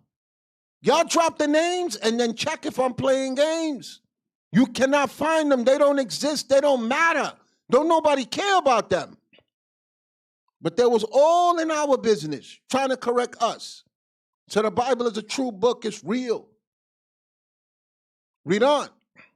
And cast into the fire. And they're going to be cast into the fire when the Lord take them down. Because you're spending so much time eyeballing us. Meanwhile, matches was lit at the bottom of your feet. And something is burning. You're like, you smell that? You smell that burning? Nigga, it's you. God started on your feet first. And you're looking for the smoke and the fire someplace else. It's you. That fire is coming for you. Before there's fire, there's smoke. There's smoke before the fire. And some of y'all be smoking and y'all looking around at somebody else. And it's you. Read on. Wherefore, by their fruits ye shall know them. Just examine their fruits and you'll know who they are. Read on. Not every one that saith unto me, Lord, Lord, shall enter into the kingdom of heaven. Because there's a lot of people screaming out, Lord, Lord, and they're not going to get the kingdom just because they call it on the Lord. Read on. But he that doeth the will of my Father, which is in heaven. That's Psalms chapter 40, verse 8. And how will you know the will of the Father in heaven? If we teach you judgment. Get that real quick. Psalms 40, verse 8. Listen to what he was saying, because I read the whole chapter. And what he's talking about when he says, judge not lest ye be judged, it never changes in the whole chapter. Now he's telling you how to get the kingdom. You got to know the will of the Father, and the will of the Father is judgment. Read it, Psalms 40, verse 8. The book of Psalms, chapter 40, verse 8. I delight to do thy will, O my God. Yea, thy law is within my heart. That means to have judgment in your heart. So that's why Christ says, not everyone that saith unto me, Lord, Lord, shall enter the kingdom. Because there are people in the Christian church, Methodist, Baptist, Catholic, Jehovah's Witness, Seventh-day Adventists, Protestant, Lutheran, saying, Lord, Lord, Lord. But no judgment is being taught there. And that's a waste of time if you're going to go there every single Sunday and give them the money and you're not going to get the kingdom. Read on. I have preached righteousness in the congregation. Lo, I have not refrained my lips. I'm telling you about judgment in the congregation, and I'm not going to refrain my lips. People come through here, like, again, please forgive me. He did not expect judgment to be coming through here. So the first thing he did was look for evil. He said, oh, a red cup. They got to be the devil's whiskey is in that cup. He didn't expect to come in here to learn about judgment and righteousness. So the first thing he did when he searched the room was say, a red cup.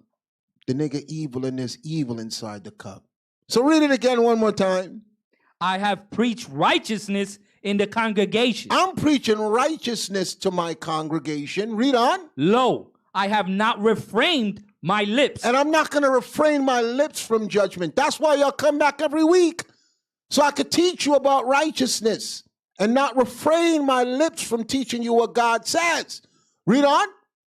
O Lord, thou knowest, I have not hid thy righteousness within my heart. My job is not to take my own personal testimony and what I feel and what I think. My job is to display God's righteousness, which is God's judgment, to you, the audience. Read on. I have declared thy faithfulness. I'm declaring that it's faithful to keep God's judgment. Read on. And thou salvation. And you're going to get salvation from following God's judgment. Go back to Matthew chapter 7 where we left off. Not everyone that say unto me, Lord, Lord, shall enter the kingdom, but he that doeth the will of my Father, which is for you to understand judgment. Go to many will say to me in that day. Verse 22. Many will say to me in that day, Lord, Lord, have we not prophesied in thy name? You know why they're going to say that? Because they were not taught judgment. Just like there's black Hebrew Israelites that have been attacking us since we came on YouTube saying, you must say Yahweh, you must say Yahweh Shai. But they don't know nothing about judgment. They're still doing YouTube videos today that nobody's watching. Their videos go down lower and lower with each week that pass. And they're still arguing about what name to call God. That's why Christ said, read it again. Many will say to me in that day, Lord, Lord, Have we not prophesied in thy name? Because the teacher taught them you must say this specific name and did not teach them judgment. Read on. And in thy name have cast out devils? Because the Israelite school they went to showed them to only argue with devils on the street and did not teach them judgment. Read on. And in thy name done many wonderful works? Because the Israelite teacher told them that you're doing wonderful works, but did not teach them judgment. So what's going to happen to them when Christ comes? Read on. And then will I profess unto them. Then Christ, who says, I come in the volume of the book, it is written of me to do thy will, O my God, is going to tell them this. Read on. I never knew you. So who wants to be dismissed by Christ because they weren't taught judgment? They weren't expounded upon what righteousness is. And that's the difference between us and a lot of black Hebrew Israelite groups. They following us around, attacking us. Okay? And talking about you not saying God's name right. You got tequila in your cup. Okay? How come the bishop got a perm in his head? They looking at the most idiotic things that are lies. Meanwhile, they're going to be judged themselves because they don't know judgment. Okay? Read on. Depart from me, ye that work iniquity. Working iniquity is because no one taught you judgment. So you cannot be in a congregation or in the presence of a teacher, a man of God, and he's not teaching you judgment, because the ultimate destruction that's coming to you is for Christ to dismiss you because you were not taught judgment. Read on. Therefore, whosoever heareth these sayings of mine, whoever hears these sayings, these warnings that Christ is giving, read on, and doeth them, I will liken him unto a wise man. You're a wise man. When you come before me and you, I add some jokes in here, I laugh, I crack jokes, but the end result is for me to train you in the judgment of God. You're a wise man. You're a wise woman. Read on. Which buildeth his house upon a rock. Because your spiritual house is on a strong foundation. So every time you come, every Friday you come here, it's not to entertain you, it is to train you in the judgment of God. Is that not a t-shirt right there? Is that not a nice t-shirt? Friday night is to train you, not entertain you in the judgment of God. Read on. And the rain descended, and the floods came. What's the rain and the floods? Everybody trying to attack you. Okay, with evil. Read on. And the winds blew. And the wind is everybody trying to attack you while you're trying to walk in righteousness. Read on. And beat upon that house. And they beating upon your spiritual house. Read on. And it fell not. And you don't fall because I've strengthened you with the judgment of God. And you weren't ashamed. You wanted to know why I got to stop smoking weed, why I can't sell crack, why I can't use crack, why I can't have tequila in the red cup. Okay, why I got to grow my beard. Why should I have my head covered as a woman when the word of God is coming out? Why I can't eat shrimp, pork, crab. That's all judgment. So how can somebody come and say, the Bible says don't judge? That's the most stupidest thing. That's what Christ explains in this whole chapter. Read on. For it was founded upon a rock. You were founded upon a strong foundation, which is judgment. Read on. And every one that heareth these sayings of mine and do them not shall be likened unto a foolish man. You're a fool if I'm telling you the judgment of God and you don't want to hear it. Read on. Which buildeth his house upon the sand. You build your house on quicksand. If you ever in the beach and you take your time and you build a castle, somebody kick it over with one kick, or the water come and destroy it. A strong house could take all the elements. That's why Christ is giving you that analogy. Build a sand house. It'll fall, a baby could come and destroy it. Any of the elements could destroy it. A strong foundation, a rock is what I'm building you. That's why Christ is our rock, because he is judgment. And he says he'll take that rock and grind you into powder. He is judgment. He is the rock that the builders rejected. The stone that the builders, look at the analogy of what they keep calling Christ. The rock, the stone. The builders are the religious teachers and they reject him. What are they rejecting from him as that rock, as that stone? Where he says we are lively stones? Judgment. That's why they don't want nothing to do with Christ. That's why I don't want him to be a part of the building of that foundation. Because most of your pastors, ministers, preachers, evangelists, they're not coming with no judgment. So your house is weak. Read on. And the rain descended, and the floods came, and the winds blew and beat upon that house, and it fell. And great was the fall of it. You're going to have a great fall if you're not built on a strong, solid foundation of judgment. That's what Christ explains in this whole chapter. Read on. And it came to pass, when Jesus ended these sayings, When he stopped talking about this, how to strengthen yourself in your walk, read on. the people were astonished. How were they? The people were It's astonished. just like right now. People are coming to Israel United in Christ. They're astonished. They're like, I've been in the church all my life. I ain't never heard this before. The same way people were astonished at Christ's sayings is the same way people are astonished at how we're speaking now.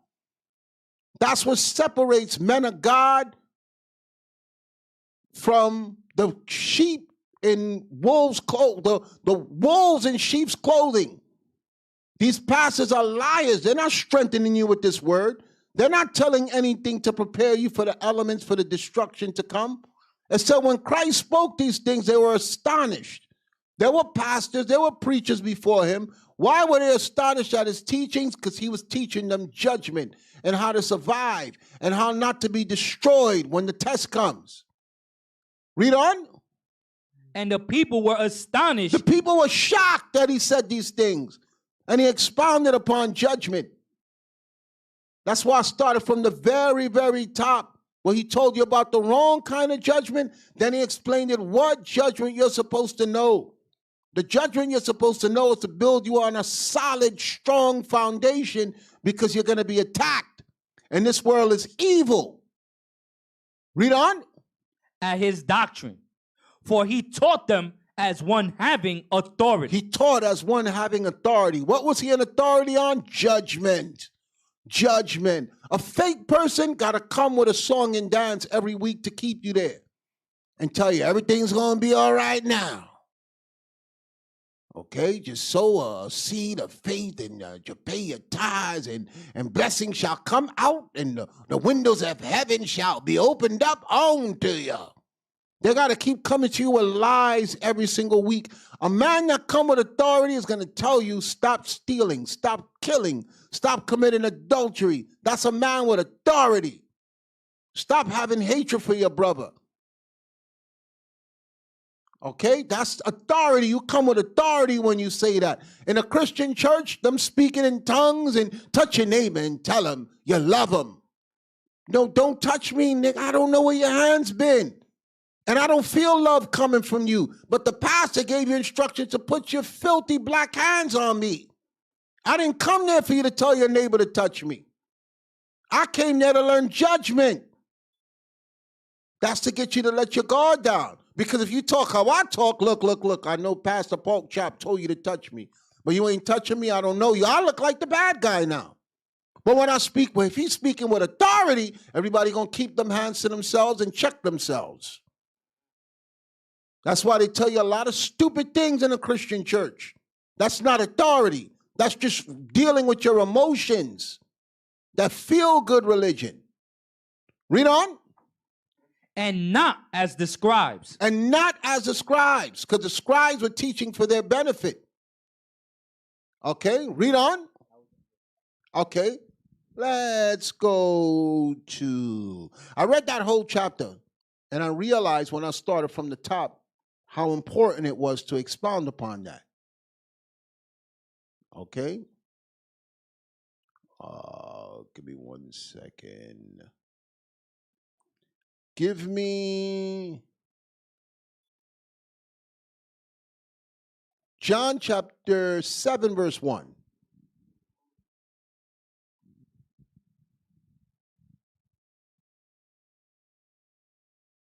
The book of John, chapter 7, verse 1. After these things, Jesus walked in Galilee, for he would not walk in Jewry. He couldn't be around his people. The Jews were his people, and he couldn't be around them. Read on. Because the Jews sought to kill him. Because the Jews was walking around with red cups with tequila in it. Read on. They was wicked. And they wanted him dead. So he couldn't walk around them no more. Read on. Now the Jews' feast of tabernacles was at hand. The high holy day is coming, and it's at hand. Read on. His brethren therefore said unto him, Depart hence, and go into Judea. Watch this. His brethren told him, yo, come with us. Let's go to Judea. Read on. That thy disciples also may see. So that the people who you taught, they need to see you. Watch this. Watch this. Read on. The works that thou doest. They need to see the works you do in Christ. Read on. For there is no man that doeth anything in secret. They even put pressure on him. They was like, look, you need to go so people can see you, and don't do this stuff in secret. Read on. And he himself seeketh to be known openly. And ye need to be open. You yourself seek to be known openly. Watch this. Watch this. Read on. If thou do these things, show thyself to the world. If you're doing all this good works, you need to show yourself to the world. Watch this, watch this, watch this.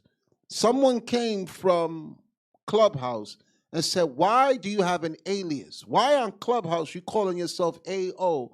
But when I went on YouTube, you got a whole following. Your name is Deacon Asaph. Why are you hiding? And I had to explain to them, that's not my choice. Clubhouse don't want us on there. They kicked us off when we got popular. Okay, so that's why we don't make no mention of Israel United in Christ. They don't want us on there. It's not my choice. And I'm showing you now where Christ himself, look what happened. He couldn't walk amongst his own Israelite brothers because they didn't want the judgment that he was coming with. And it said that they seek to kill him. They wanted him dead. So now his brethren is telling him, yo, you need to show yourself. Just like on Clubhouse. People are like, why you don't put Deacon Asaph? Why I got to come to YouTube and find out that you're a whole different person? Read on. For neither did his brethren believe in him. That's why. Because a lot of you don't believe in me. The people in Clubhouse, they don't believe in me. They don't believe in Israel United in Christ. They just stumbled into a room. And they were putting pressure on him, telling him, look, you need to show yourself. Why are you hiding? That's what they were telling Christ. That's what they were telling Christ. Why are you hiding? That's for the nigga that tried to play me on Clubhouse. I would love to come on there and say, I am Deacon Asaph from the YouTube Friday Night Raw. But you got niggas in Clubhouse that don't believe in me, that want to cause harm to the room and harm to the building, the growth of Israel United in Christ. So, nigga, this scripture is for you. Hitting me in the back chat saying, yo, why you telling these people your name is A1 and on YouTube, you Deacon Asaph, nigga? This scripture's for you. Our Lord and Savior had to go through the same thing. He couldn't show himself openly because he had wicked niggas walking around with red cups trying to kill him and slander him. I love this Bible. I just love it. It's just so great. It's just so beautiful. It's full with so much wisdom. Read on. Then Jesus said unto them, my time is not yet come. What did he mean my time is not yet come? The world was going to turn on him and put him to death. So he has to be careful. Just like the bishop been warning y'all, people are going to attack us. People hate us. I know some of y'all come in the room and you love us and we're happy that we're teaching and we're changing lives, but the world is against us. We can't walk and talk and speak and act like everybody else. There's people who their whole existence is to destroy us and stop us. Read on. But your time is always ready. Read on. The world cannot hate you. The world don't hate you, the audience. Read on. But me it hated. But me it hateth. Why? Because I testify of it. Because the movement Israel United in Christ is testifying of this world. Creflo Dollar, T.D. Jakes, Joel Osteen, Juanita Bynum, Kirk Franklin, they're not testifying of the world. So everybody loved them. The gospel fast, and everywhere you see him, he's smiling, he got grease on his lips. They're dancing and singing and songs and pop locking. We can't do that. Read on. That the works thereof are evil. Because we testify that the works thereof are evil, and we use judgment. And you're right, Zalaz, I'm not going to let it go. You're going to hear about this red cup. I'm sorry, I'm trying. I just can't get it out of my head, so just be patient with me. It may disappear after a while, but I'm not going to let it go. I'm sorry. I'm sorry. You should have kept his black nigger lips shut. So we got to drag him for the rest of the class and for the next Negro that tries to come and make that assumption. Continue. Go ye up unto this feast. So he told them, you go up to the feast. Watch this. Read on. I go not up. He said, I ain't going. Just like I said, I would love to come on Clubhouse and say, yes, I'm Deacon Asap from YouTube. And this is Deacon Aidan, and this is all of us. But he told them, you go up to the feast. Read on. I go not up yet unto this feast, for my time is not yet full come. Because when we make ourselves known, people want to harm us. And we have a job to do. So we need to preserve ourselves until God says, okay, that's it.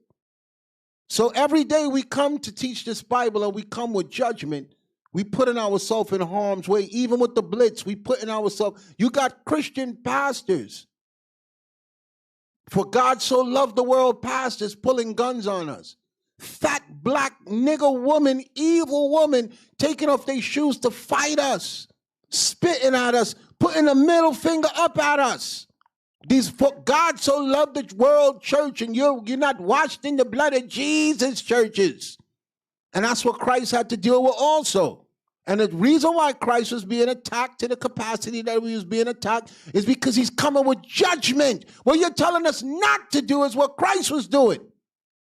And we're followers of him. Read on. When he had said these words unto them, he abode still in Galilee. So he fell back and he told them, you go up to the feast. Read on. But when his brethren were gone up. When all his brethren were gone up, read on. Then went he also up unto the feast. Then he went up behind them. So Christ had to move covert. Okay, as I said, I would love to let people know that I'm A1 on Clubhouse, but I can't because there's wicked people who want to close us down and shut down everything, and they don't want judgment.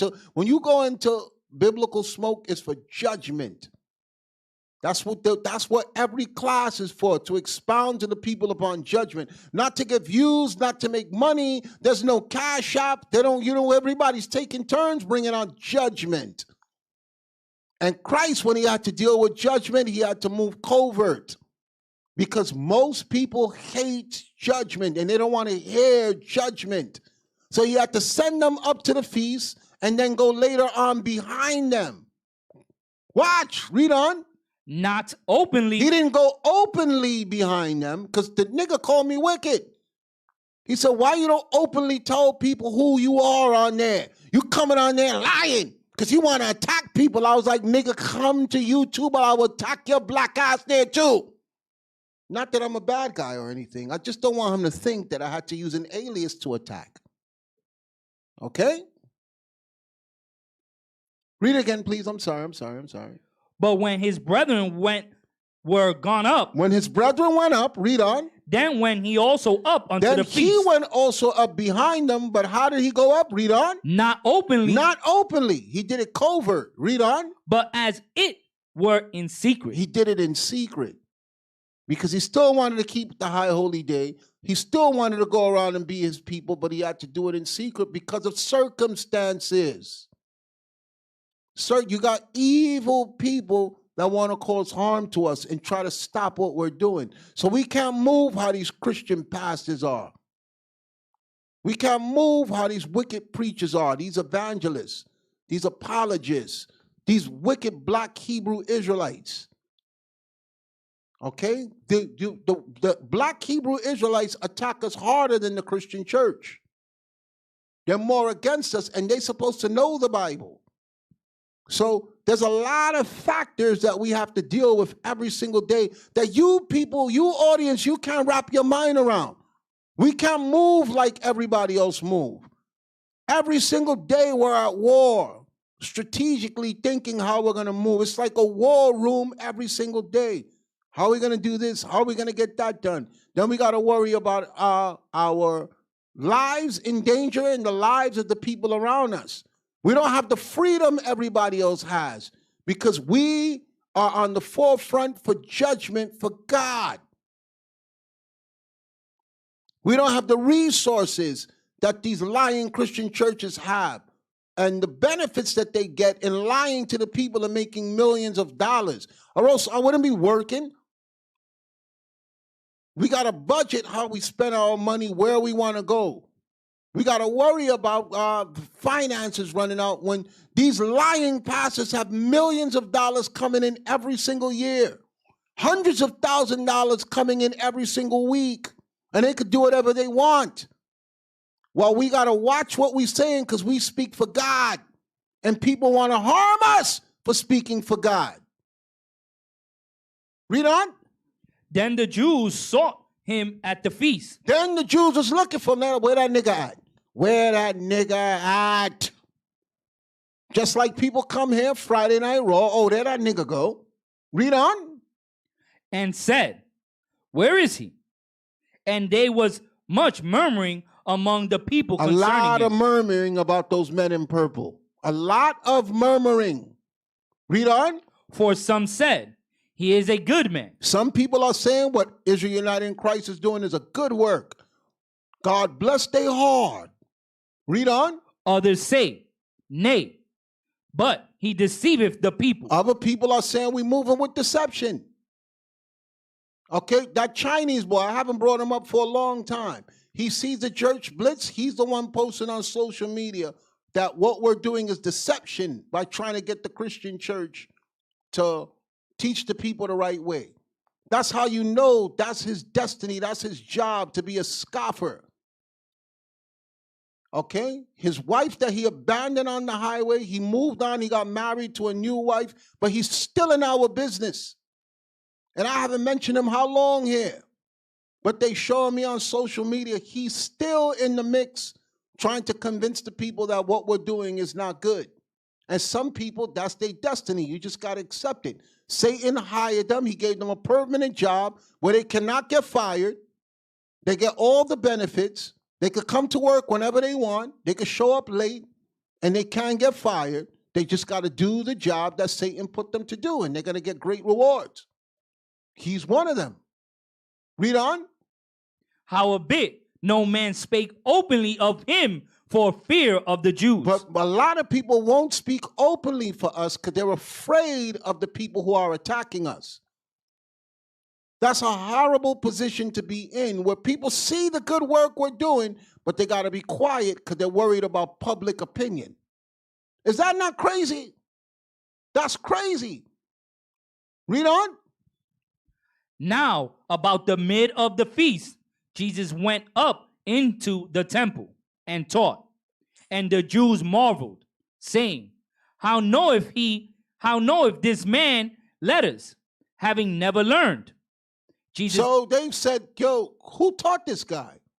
How is he breaking down the Bible to this capacity? And he never came to our places of learning. That's what a lot of these pastors, these preachers are saying now. Where these men are coming up with this stuff, these men in purple, they never went to no cemetery school. They never sat at none of our seminars. They never went to none of our college Christian schools. How are they breaking down the Bible the way they breaking it down? Read on. Jesus answered them and said, My doctrine is not mine. We don't believe in Christianity. Okay? My doctrine is not mine, is we don't believe in Christianity. What you're teaching is Christian lies, and this doctrine is not ours. Read on. But his that sent me. But his that sent me. The his is God. And what did God tell the people from the beginning of the Bible? Judgment. That's the difference between Christ's ministry and what was going on, that they started saying, yo, who taught this guy? Because in the Christian church, they don't teach you to tell the people judgment. They teach you to get the people in a place where they let their guard down and you can make money off them and keep them in lies. All churches were set up by God to teach you the right way, but the churches on earth have been set up by Satan to teach you the wrong way. Satan's job is to get as much of you killed when he goes down. That's the job of the devil. The churches in the Bible that was set up is to deliver your soul from the hands of Satan and from the hands of death. But the churches of the earth have been set up so you don't know judgment and you die when judgment day comes. Read on. If any man will do his will, if any man will do the will of the Father, which we just read in Psalms chapter 40, verse 8, which is to have the laws in your heart. Read on. He shall know of the doctrine. He'll know who we are. They'll understand when they see us marching through the streets and they see that purple. These are the men of God. Read on. Whether it be of God or whether I speak of myself. Because you're going to see it in the Bible. You're going to see, thou shalt not kill, thou shalt not steal, thou shalt not commit adultery, honor thy mother and thy father, honor the Sabbath day to keep it holy. You're going to know once you examine it. Read on. He that speaketh of himself. He that speaketh of himself. Look at my house. Look at my car. Prosperity. You want a big house? You want a nice car? You want that job? You want that husband, sister? Give me money. That's what they teach in the Christian church. How to better your life while God is judging the world. It makes no sense. God is about to burn this place, but the church is telling you how to live comfortable before you die. If that's what you want, leave here. Go to the church and let them lie to you every Sunday. Read on. Seeking his own glory. They're seeking their own glory. I'm going to make as much money off these niggas before this earth burns because I don't believe that judgment is coming. Those pastors, they don't believe judgment is coming. They don't believe in the afterlife. They don't believe that judgment is coming to them. So they're seeking their own glory. How can I take as much money from these people as I can before I die? That's why you need to know judgment. Read on.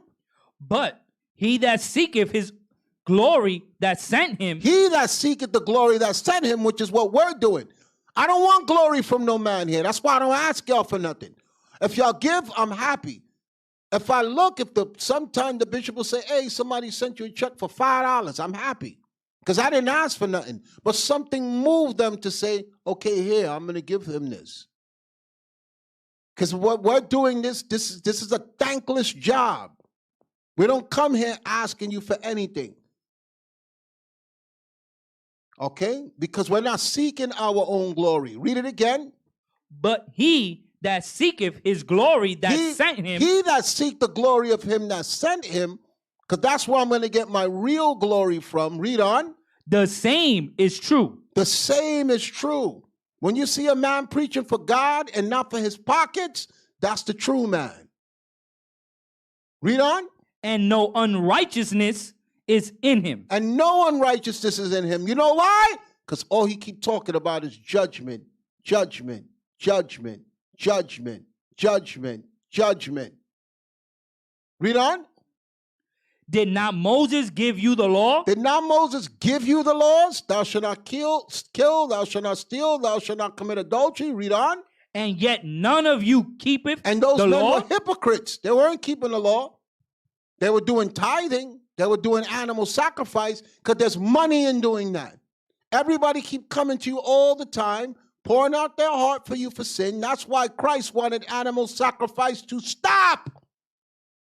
And that's why they said we got to kill him, because he's telling them to believe on him, that he loves them. But no, we want to keep sacrificing animals because these people come to us guilty. And we've already set up a system where if the people come to us to sacrifice the animals for them, we don't care if they continue in sin or not. Christ was messing up their money, just like Israel United in Christ is messing up the money of the church. Y'all didn't see that coming, did you? That was a problem that was going on during Christ's time. Christ wanted the people to stop coming to those lying pastors, preachers, teachers that were not teaching them judgment. That was just teaching them continue in sin. I'll sacrifice an animal for you and see you next week. That was a money maker. That was a money maker. What's the difference between us? We ain't asking you for nothing, and we telling you to stop sinning because judgment is coming. We don't make no money. Our glory is when we stand before the Father, and that takes faith to come every single day and teach you over and over and over judgment and not get a dime from you. That's how real men of God move. Read on. Why go ye about to kill me? Why are you trying to kill us for? What we doing wrong, Pastor Pope Chop? Reverend Kool-Aid? What we doing wrong? Why are you pulling guns on us? Why are you sending your wife to come and hit us with shoes and attack us and kick our signs? Why are you mad? Read on. The people answered and said, Thou hast a devil. They say we got the devil on us. Why? Who goeth about to kill thee? We're not trying to harm you. We got plenty of video evidence of churches we rolled up. The congregants got to hold the pastor back, jumping up in our face like a nigger from the street. And then saying something different that don't match what's on camera. Nigga, we got you on camera. Crossing the street, everybody trying to hold you, coming up ready to fight. You're supposed to be a man of God. But we pull that nigga out you when we come with judgment.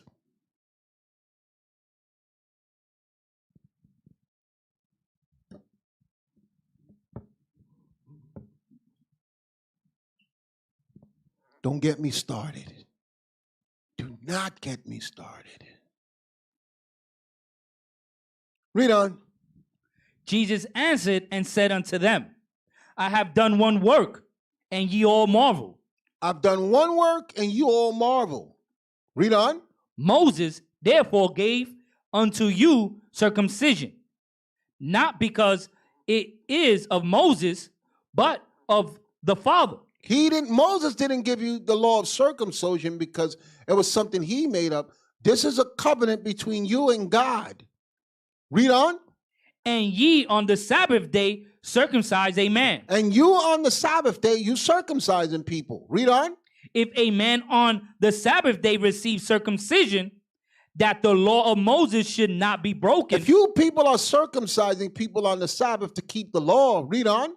Are ye angry at me? Why are you mad at me? Read on. Because I have made a man every whip whole because on the Sabbath day. Because they were mad that he was healing on the Sabbath and they were trying to find fault with him. They were taking their own personal judgment. And they were perverting judgment. And they wanted to get him because they were not showing mercy on the Sabbath. They were only doing things that made them look like they were men of God. But when Christ came, he came with compassion. He came with mercy. He met the people where they were in their sickness. And he tried to heal them in a way that the church never ever did. And that's what we're doing with the church blitz. That's what we're doing when we engage the people. That's what we're doing when you see us on Clubhouse night after night after night, losing sleep. Every time I come on there, I take a risk. Every time I come on here, I take a risk. There's people trying to attack me. There's people that hate me. There's people that want to do harm to me.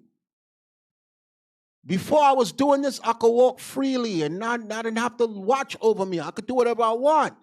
Now my life is being disrupted. Now I got to watch where I walk, watch who I speak to, watch what I say. That's not normal. A lot of you are comfortable in your house going about your everyday life, sitting back telling us how to do things. Meanwhile, our lives are on the line all the time for judgment. And some of you don't even take that into consideration. But when the Christian church was lying to you, you was emptying your pockets to further his lies. You felt bad when you didn't give him money to tell you the lies. And he was under no pressure to lie to you every week, and he was being rewarded by you and Satan for telling lies.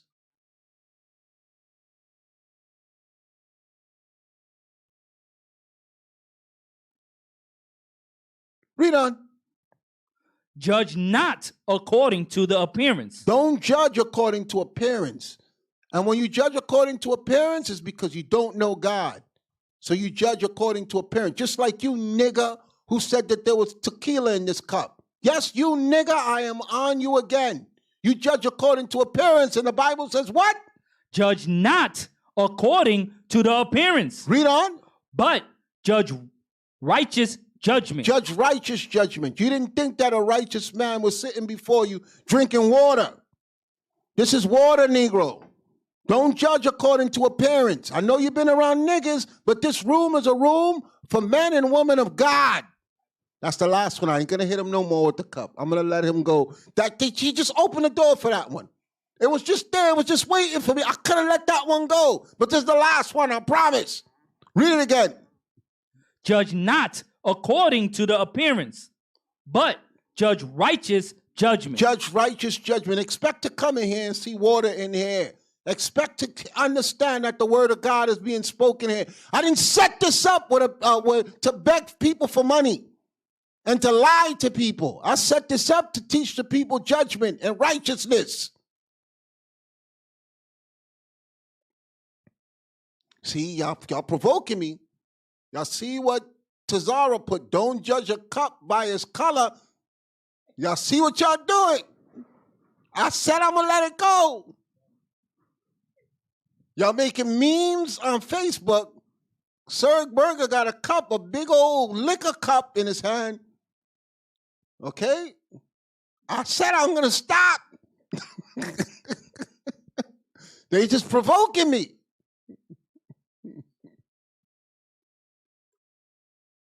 Layla said, keep going. Okay, that's the last one. I promise that's the last one. That's the last one. Keep going. Then said some of them of Jerusalem, is not this he? Watch this, watch this, watch this. This is crazy right here. This is crazy right here.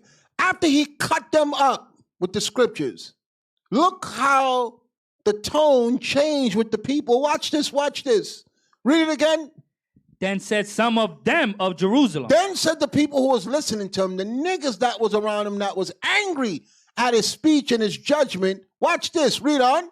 Is not this he whom they seek to kill? They said, ain't this the same nigga they've been saying they want to put hands on him? They didn't look at what he was saying in his good works and his righteousness. They started to bring attention to, ain't this the same dude that they want to put hands on him? Read on.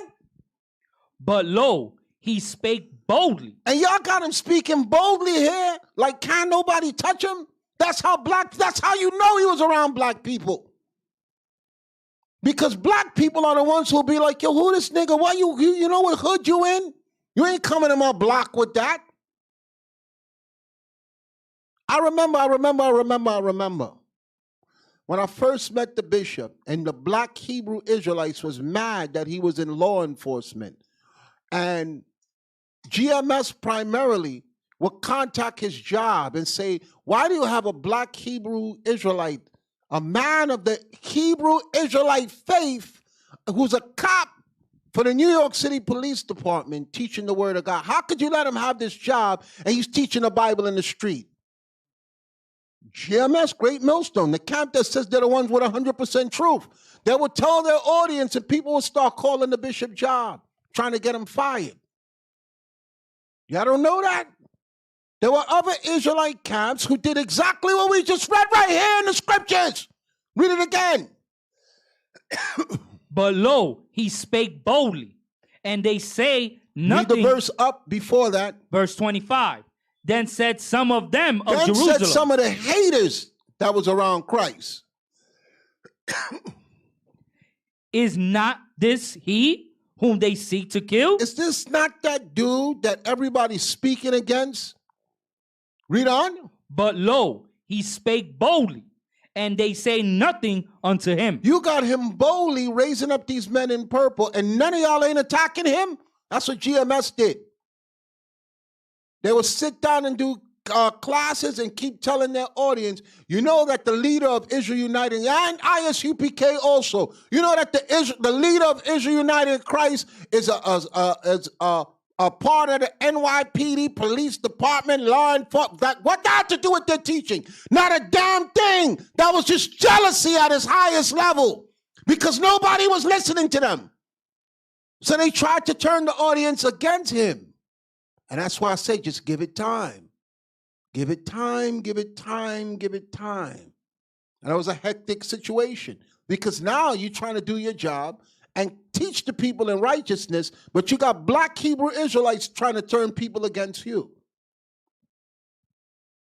They printed his address online. And when we come to put our documentary together, we got those videos. Y'all think y'all took them down? We have it. Where y'all will openly say where the bishop lived to try to send people to cause harm to him. That's exactly what they were doing to Christ right there. When it was like, yo, how y'all got this guy teaching boldly here? The people about judgment.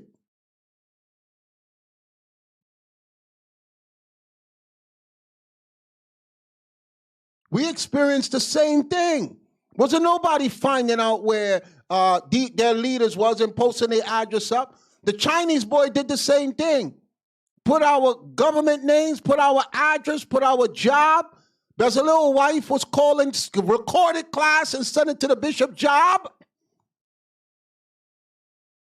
Y'all don't know what we have to deal with to get to where we are right now. With no help from the public. And every week coming back with our A game and judgment to the people to bring the audience we now have now.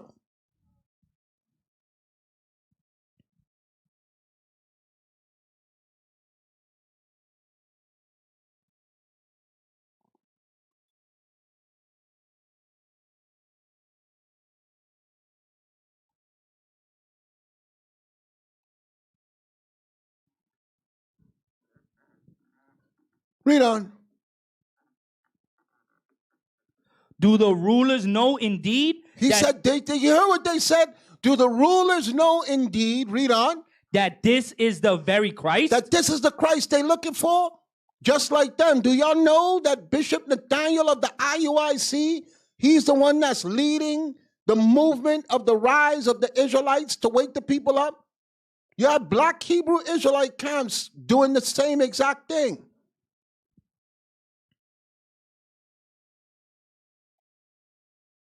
Read on. Howbeit, we know this man whence he is. But how we know where he is? Read on. But when Christ cometh, no man knoweth whence he is. But y'all don't know where he is. That's what they were doing. They were trying to say, yo, because they couldn't stop him from teaching judgment, they tried to turn the people against him. And so how come we know where he is, but nobody knows where to find him? Aren't this the same person y'all want to kill? He's right here right now. Why none of y'all ain't doing nothing to him? I'll tell you where he works. I'll tell you where he lives. That's what we were getting from the black Hebrew Israelites. Read on. Howbeit, we know this man whence he is. But when Christ cometh, no man knoweth whence he is.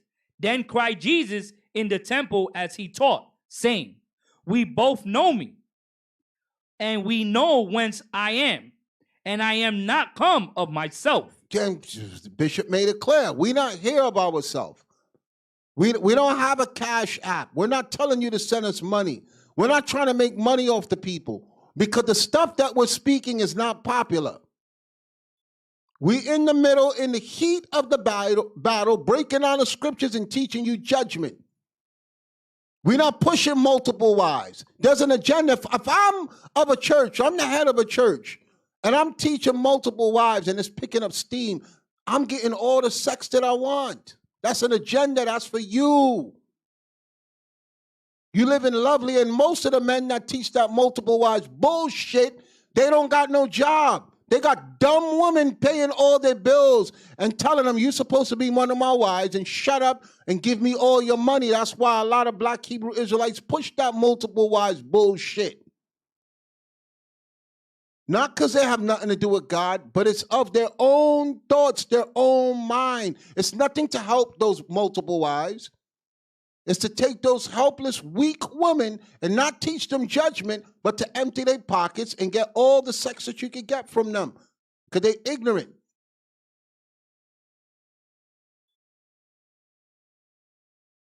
Read on. But he that sent me is true. He that sent us is true. Read on. Whom ye know not. Whom ye know not. You don't know God. You don't know God. Read on. But I know him. I know God, and God is a God of judgment. That's what this ministry is based on. Read on. For I am from him. I'm from him. We were sent from him with judgment. Read on. And he has sent me. And he has sent us because we speak in judgment. We speak in judgment. Watch this. Give me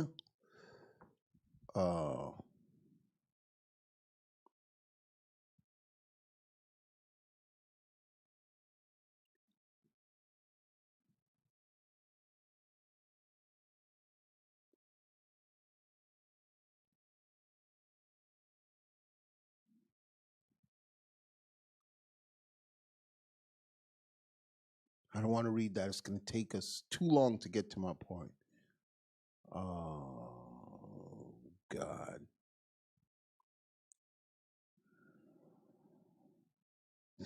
Give me 1 second.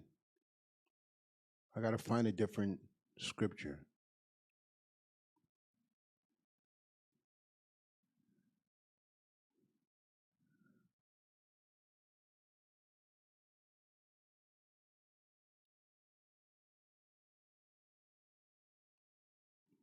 Give me Isaiah chapter 30, verse 18.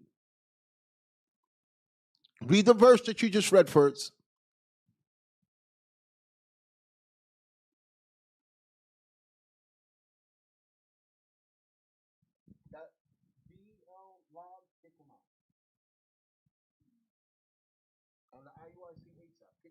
Kick him out, kick him out. John chapter 7, verse 29.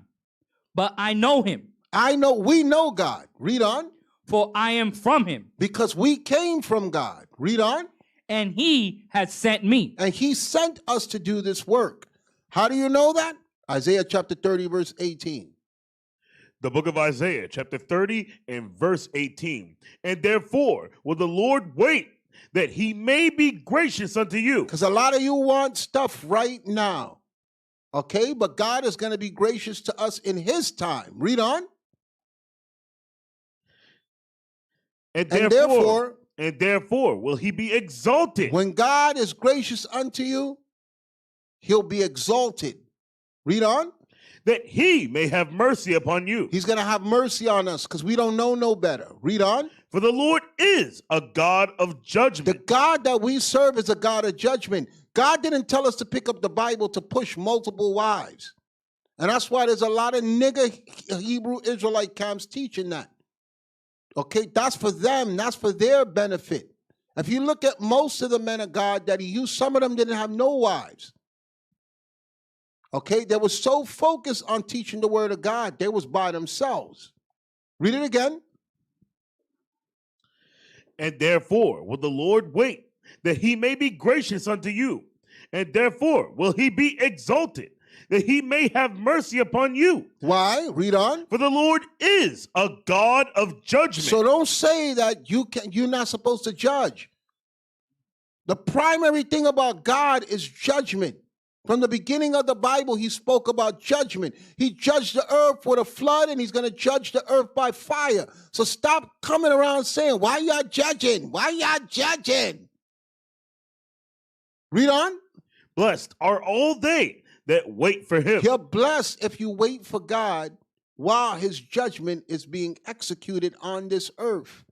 and being taught to the people so you could connect with him and reap the benefits of what he has to give you when he judges the earth.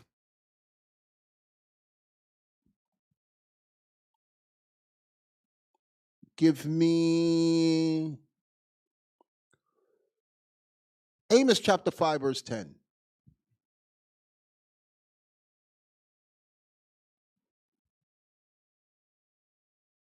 The book of Amos, chapter 5 and verse 10. They hate him that rebuketh in the gate. So that's why a lot of people hate us, because we rebuking and explaining to the people what you have to do. Okay, he says he hates them that rebuke. Rebuking takes to no judgment. Read on. And they abhor him that speaketh uprightly. They hate people that speak uprightly. Okay, and that's what we got to deal with. This is a hard job. Give me Psalms chapter 7, verse 11.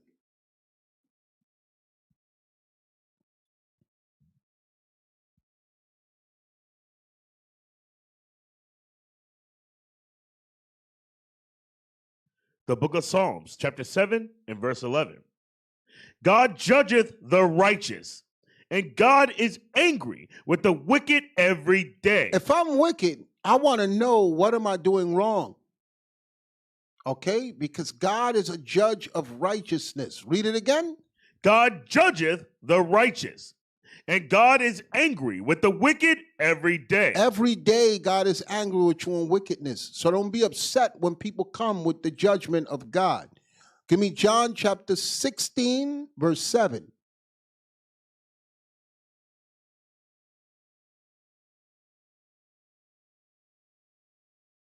The book of John, chapter 16 and verse 7. Nevertheless, I tell you the truth. It is expedient for you that I go away. For if I go not away, the Comforter will not come unto you. Christ had to die so that a comforter could come to us while we're under this curse. Read on. But if I depart, I will send him unto you. He said, when I die, I'm going to send comfort to you. Read on. And when he is come, and when you do get that spiritual comfort, which is Christ's spirit being sent to us after he dies, read on. He will reprove the world of sin. He's going to reprove the world of sin. That's why you know that the comforter is on Israel United in Christ, because we're reproving the world of sin. Read on. And of righteousness. And we're teaching you what righteousness is. Read on. And of judgment. And we expounding to you what judgment is. So to hell with you who says, why y'all keep judging? All y'all keep doing is judgment. We don't care what you think. Give me Deuteronomy chapter 1, verse 13. This is what Moses said.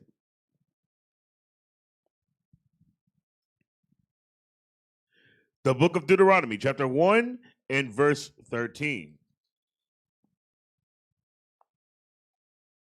Take you wise men and understanding. Say that again. Take you wise men and understanding. Because there's not a lot of wise men right now. Wisdom coming from men is so rare, it should be a superpower. Because there's a lot of people who are not wise. To be wise now is a superpower. Read on. And known among your tribe. And you got to take men that are known. They have a reputation. Everybody says, yo, this guy is smart. He has a good reputation. He's a good brother. Read on. And I will make them rulers over you. And that's who you want to rule over you. Read on. And ye answered me and said, the thing which thou hast spoken is good for us to do. That's a good thing for you to do, to take wise men and have them rule over you. Read on. So I took the chief of your tribes, wise men and known, and made them heads over you. Captains. That's who you want head over you. A man with intelligence. A man that's wise. Read on.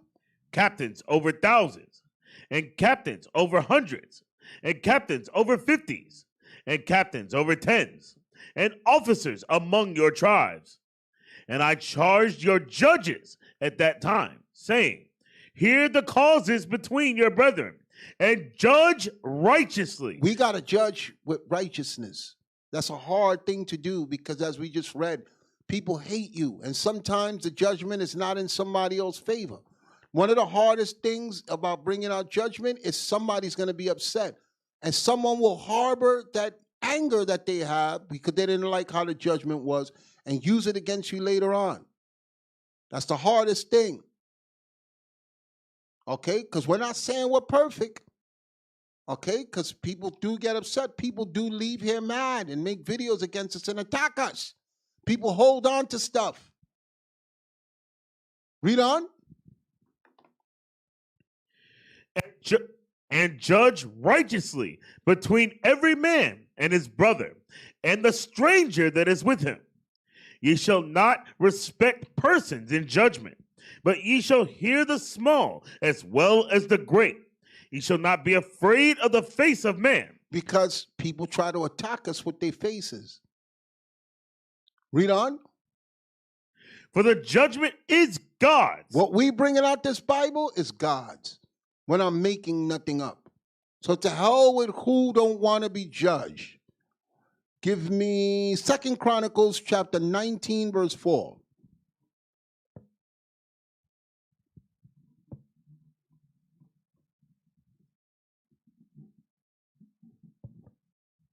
The book of 2 Chronicles, chapter 19 and verse 4.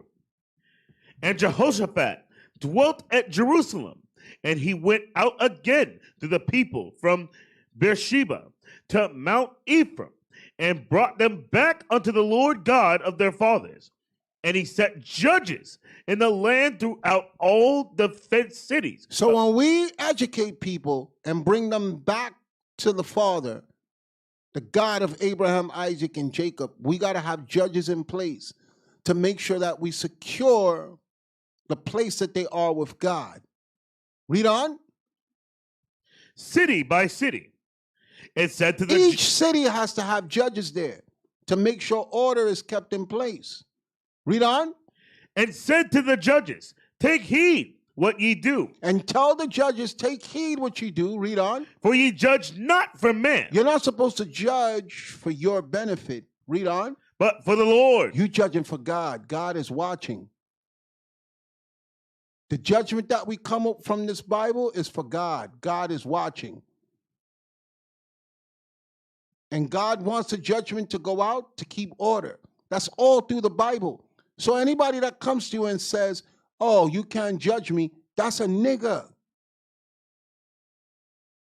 That's somebody that's self-willed. They don't want no structure. They don't care about God. They don't care about you. I had a sister reaching out, then I find out, I'm like, yo, sis, you've been emailing me for like 3 years. And I'm just finding out you got a husband. Somehow, something there, she mentioned about her husband, send prayers for her husband. I was like, sis, I never knew that you was married. You left that out. He's like, oh, you know, he's having a problem with the truth. And so I was like, what? She says, y'all judge too much. I said, don't email me no more. Don't email me no more. Because first of all, you're sneaky and deceptive. Because your husband is evil, and that's why you left out with all the emails you were sending. And you're covering for this wicked Negro. And now you're telling me to send prayers up for him, and he don't like the judgment that Israel United in Christ has done. No, I'm not praying for him, and don't write me no more. Goodbye. And there's a lot of people that are like that. They'll be attached to other people who are wicked, and they're only here for their benefit. They want to know what God has to say, but with the evil, they will stay.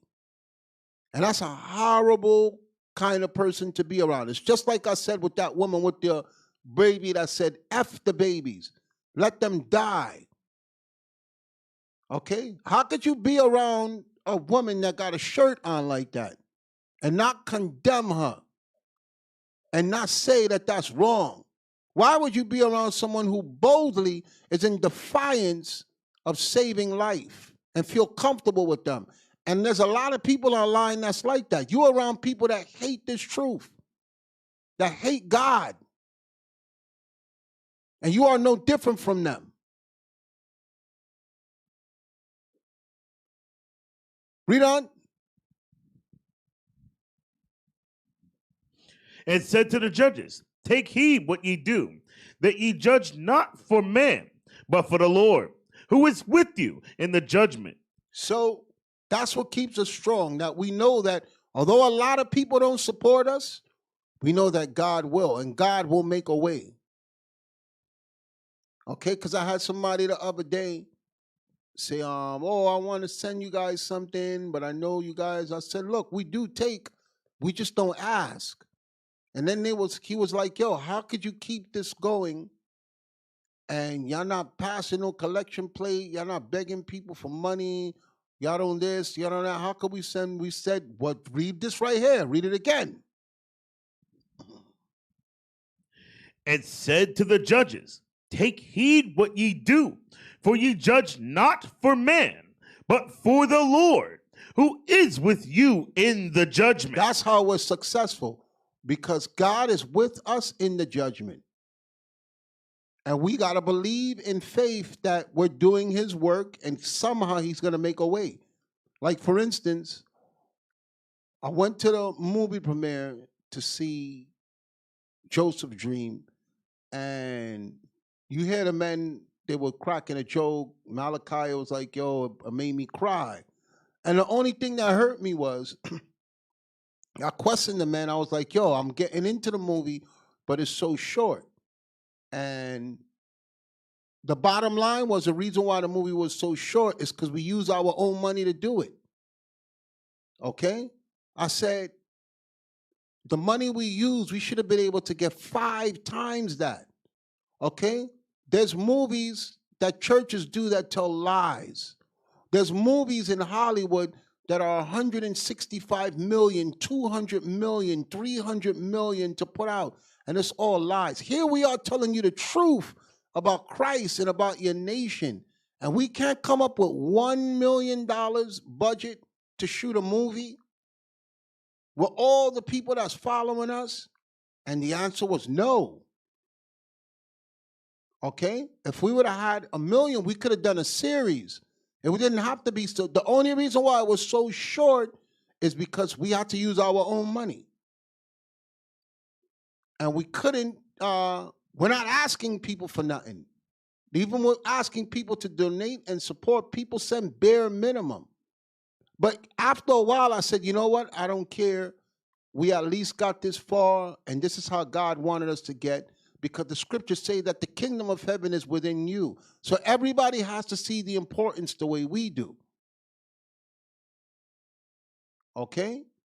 So a lot of people don't want the judgment. They don't want the truth. They don't want things to come out. They just want to be entertained. So I understood at that moment, you know, I saw everybody that was happy, and most of the people are the same consensus. It was good, but it should have been longer. And the only reason why it's not longer, it's not because of us. We don't want to do it longer. It's because of the support from the people. Everybody in there had jobs. Everybody in there had lives. They're not no professional actors. You see the interviews. They had to take off from their job and lose money to go on set and buy props and pay for their own food, pay for everything to make that come to life. And it was a big, big struggle and hard, hard work. So we'll see the next time we go around. I said to the producers, look, we need to let them know what a budget costs for something good and put the burden on the people. And if they don't back it, don't do it. Because we're killing ourselves to bring judgment and to teach people the right way, and most people don't care. And then we got black Hebrew Israelites attacking us because of what we're, that's just another class. I'm going to ignore that right now. But I'm going to get you.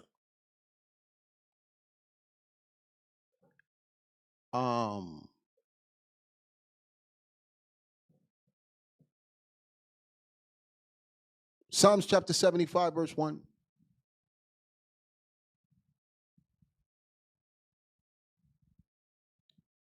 Serge, you said you wish you could have given more.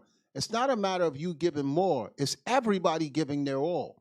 We can't just have a few individuals breaking themselves. If everybody supports, we can do it. We have the numbers which everybody supports the same way they support Walt Disney or Great Adventures or Disney World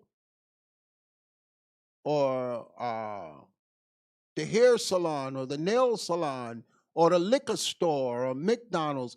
We have enough people where if they put the same support into bringing out the truth of God, we could pull it off. It's just sad that it was limited because of the people's input. Imagine if what we could do if everybody's on board. Psalm chapter 75, verse 1. The book of Psalms, chapter 75 and verse 1. Unto thee, O God, do we give thanks. Unto thee do we give thanks. For that thy name is near thy wondrous works declare. When I shall What are the works that's declared by God? Judgment. Okay, his greatest gift to us is life. So his wondrous works is his judgment on this earth, because that's what preserves this earth. Read on. When I shall receive the congregation, I will judge uprightly. When I finally have the congregations before me, I'm going to judge uprightly. Read on. The earth and all the inhabitants thereof are dissolved. The earth and all the inhabitants thereof are dissolved. Read on. I bear up the pillars of it. Selah.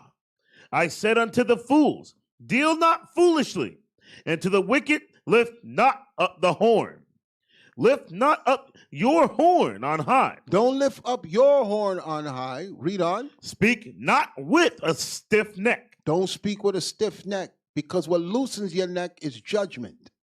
Read on. For promotion cometh neither from the east. Promotion cometh neither from the east, Nor from the west. nor from the west, Nor from the south. nor from the south, But God but is, God. God is what? is the judge. God is the judge. God is the judge. I was going to send in some money, but you keep saying no cash, and that's all I got. Well, drop it off to somebody. Or give it to somebody, let them write a check and mail it. There's a lot of ways, okay? If y'all send cash, people steal it. The reason why we say a check or a money order so that you could securely get, nobody mails cash. So that's still, again, there's other ways that you could have got, even if you have cash, you could have got it to us. I know a lot of utility places that they don't take cash, and y'all still make sure they get that money. Read on. But God is the judge. He putteth down one and setteth up another. And that's why we got to know judgment, because the one who's over us now shall be put down by God. The ones who's going to be set up is us, because we've learned judgment. That's what you're experiencing now. Okay? We got to learn judgment from God so that we could be put in a position of authority. The reason why we were taken down was because we don't know judgment and we don't want to be judged. And that's what's hindering us. All right? So I'm going to end it there, and I'm going to take some questions, because I got to go and take my drink. My throat is starting to itch again. And I'm not sitting back like y'all waiting until I'm sick. I'll take some questions before I go.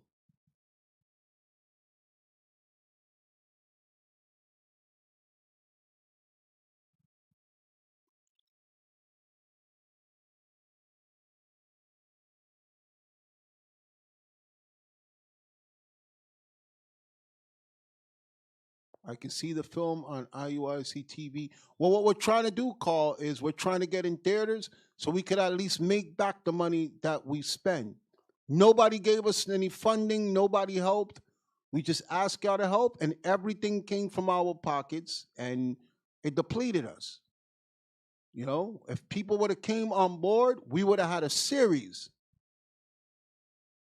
And that's what maybe we just need new people to come in and we could get there. We're going to get there. Y'all just saw a little taste of what we can do. You always say don't send cash, so do money orders. Yeah, you can send a money order. Did you receive my donation? Unless y'all send something to my PayPal, I don't know what y'all send. I don't collect the mail. Everybody keeps asking me, did you get this? Did you get that? I don't go to the mailing address. If sometimes y'all will send something and the bishop will be like, so and so sent you this, and he'll give it to me. But let me make it clear to you. I keep telling y'all over and over, if y'all want to send something to me, where to send it. And you're mailing things to places I have nothing. I don't collect nothing from nobody.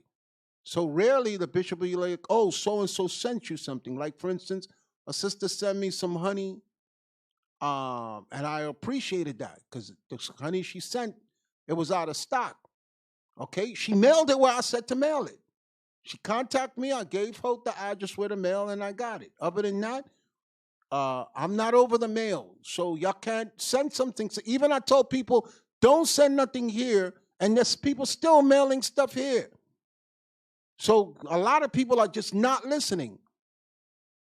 A lot of people are just not listening. We never said to mail anything to this mailing address here. We have a mailing address on the site, and I always tell people, if anybody wants to send anything, contact me. Y'all see my email, and I'll tell you how. So I can't keep repeating the same information over and over. How long was Joseph's dream? Could you budget by only using CGI? No, we wanted real actors. We had to hire people to come and work. Y'all seeing people in there. Y'all seeing Edomites. We had trained actors come in there. That costs money. That's a budget. There's food, there's makeup, there's hair, there's production, there's props, there's everything. That's coming from our pockets. We're not getting no budget. We don't have no investors. Okay? You know how many rich people are sitting back that are watching us hazard our lives for this truth and won't help? And we're not begging you. We're not begging nobody to give us money. We're going to wait till the Lord does it at his time. Could we have done better? Yes, but we got to realize we got to meet the people where they are. Say that again? Not only that, Deacon, CGI, that's not cheap. That's right. CGI is not cheap either. The people we got to pay to do it, we don't know how to do it. Deacon, I think I could help with the next movie. I will contact you. Hey, y'all know how to reach us. Nobody can say they can't reach us. Do you think that girl with the T-shirt was being sarcastic? How was that sarcasm? How would you say something like that and expect people to portray it any other kind of way? It makes no sense. You know what, Deacon? I think that they must be new. I don't think they understand. Right. I don't think that's not something you play with. That's not sarcastic. That's offensive. That's highly offensive. F the baby, let it die. How was that sarcastic? Maybe you got to explain it to me. It's very expensive. It takes more time too. Yes, that CGI is not cheap. Deacon, if you want, convincing requires gear. For CGI, if you want, convincing requires specific gear. Yes, I'm fully aware of it. We don't have money. We can't afford that. Shalom, Deacon, is it a sin to have sex with your wife while she's pregnant? There's no sin, but remember, while she's carrying your child, every time you have sex with her, you're making her unclean. So we always go by where Joseph, when he found out that Mary was pregnant, he said he knew her not again. Do I have a scripture to tell you no, not to? But that's what we subscribe to here. It's up to you. It's your call. Pray y'all will help me more. I hope y'all bless y'all works. Came and save him now. United, all praises. And we have to watch and read and need support also. That's right. Last year when I wasn't living right, I had a dream. Bishop Nathaniel came to my house and rebuked me. Thank you, Deacon. We'll follow up with officer. Will buy DBE if available. Israel has money for foolishness, but things of the Lord they hold back. Speaking of those that can afford to do better. Listen, I'm not going into it. I'm not putting pressure on people. But I see people buying brand new cars, 2022, while we're on, supposed to be in a, what they call it? A recession. People still pulling up with brand new cars, brand new everything. But when it comes to the Lord work, oh, I don't have money like that. Unless you buying that, you making that car note on that car every week, you doing what's comfortable for you. And at the end of the day, that's between you and God. Right. You're gonna get back from God just what you put in. That's what the scriptures say. Deacon, not only a recession, but a recession that's leading into a famine. That's right. A famine is coming. And I still see people getting new cars. People remodeling their house, everything. Okay? I don't have no new car. I wouldn't put the burden of that on the congregation. If I had money to get a new car, I would have went to Joseph's dream. I don't need to drive a new car. But I'm seeing people who know the work that we're trying to do, and they pull it up with new vehicles. Multiple new vehicles. So I don't listen to what people say, and I don't care, because I know the Most High. At the same time, we're being hindered. The Most High is showing us something, which is another class for that ass. Where we at? Family, you all blessed. You all stay safe. You know Christ returning. Okay. Thank you as ever, Deacon. We'll follow up. We'll help us out by DVD when available. Yes, we trying to get in there because we have to recoup the money that we spend, because it drained our pockets, our budgets, our lives. And we know y'all don't care. Y'all just want to be entertained. So we need to recoup what we had.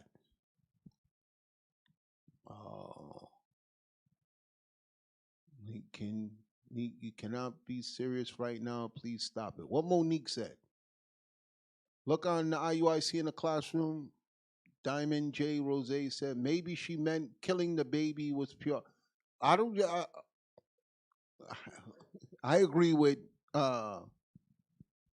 Diamond J. Rose. Come on. You can for you to take a baby and put maggots on it and put it on a T-shirt. I don't know how that's gonna. I don't know how that's helping a statement.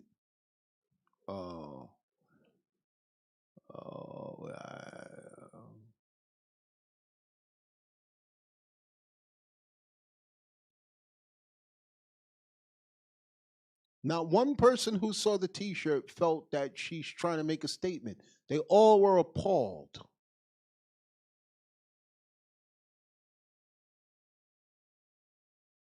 Deacon, can I get over the embarrassment and shame to get help with sins? Also, why do I keep going back to it? Because you're around people that are allowing you that luxury of sinning. When you're around, you maybe have to change your environment. And when there's people around you that's going to hold you accountable, you'll stop. Is it a sin to pay for transportation to ascend the Sabbath? Explain to me how that's a sin. Explain to me how that's a sin. Okay? The buying and selling that you are forbidden to do is things for your own pleasure. The Israelites traveled we're in captivity. If I thought how you thought, Bob, I wouldn't be here. I had to travel to come here. Gas was spent to come here. Okay, let's say we thought how you thought. How would the bishop get to the school? How would the deacons? How would the captains? How would all the men? All of them. Not everybody has a car. If we thought how you thought, the word of God would not go out. Now you have the comfort, the luxury of no burden being put on you. All you have to do is show up. And your mind is saying, well, I'm not going to spend money to go. That makes no sense. That makes absolutely no sense. God is going to judge me because I'm spending money to go hear his word. That makes no sense. Some of y'all got to think. It is impossible for no transfer of money to happen on the Sabbath day at all because of the world that we live in. This is why mercy has been bestowed upon us. I would love to be able to watch a series of Joseph's Dream and will help financially again to make it happen. I've heard that it's a sin to pay to travel. Show me that in the scriptures. We went over this before. The Israelites had to pay a toll. They were not able to move freely while they're in captivity. We went over that before. And whoever told you that, you didn't hear that from here. If y'all hearing that, y'all listening to a Christian or another Israelite camp. We went over that before, so I'm not going to go into it again. So we're sinners because we leave our house and we come to the sanctuary to teach you, but you're holier than now. You're going to sit in your house so you don't. That's evil, you even saying that. I'm going to let these stupid niggas leave their house and go spend their money and let God judge them, but me, I'm holier than now. I'm going to stay here. That don't even make sense. Go ahead. Just get that, please. Maybe I may be being hard. Maybe you didn't hear it before, so we're going to show it to you in the scriptures, please. The book of Ezra, chapter 4 and verse 20. There have been mighty kings also over Jerusalem. Say that again. There have been mighty kings also over Jerusalem. Because they were being ruled by kings. Read on. Which have ruled over all countries. They ruled over all the countries. Read on. Beyond the river. Beyond the river. Meaning you had to cross a river. Read on. And toll, tribute, and custom was paid unto them. You can't stop paying your tolls. A toll is to get from one place to the other. Tribute and custom was paid to them. We're in captivity. You can't move around freely. And Saturday is not the only day that's a Sabbath day. You're telling me every high holy day that comes, you stay in your house? You don't go to work? You tell your job, I can't come to the work. It's a Sabbath day, and I can't spend money. There are other days other than the Sabbath where it's a Sabbath day. High holy days. Okay, when a new moon comes, you call your job and say, it's a new moon. The Bible says that I can't spend money, so I'm not coming to work. You're lying. Go ahead. Deacon, on top of that, you have brothers that live in different boroughs in New York. They have to take the train to get to the congregation. Yes. You have to pay a fare to get to the So we're not going into that no more. You go follow another congregation. We can't use you to help build the kingdom of God. We're in captivity, and if that's how you feel in your heart, you stay where you are. Okay? We'll continue sinning and putting our lives on the line to build the people up. You stay where you are. Isn't abortion appalling? Isn't yanking the baby out of your belly? I'm just asking. There's a video, Monique Robinson. I went over it last week. You can watch the video.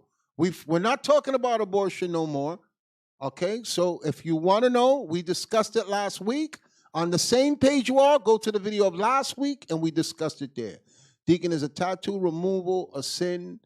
I heard someone say, even to though it's not a needle. Who said it? And where did you get that from? And I want to know the scripture they use. When did HOI start wearing purple? I don't know of them wearing purple. And to my knowledge, they don't like us. They don't like us. You saw one of their men attack me.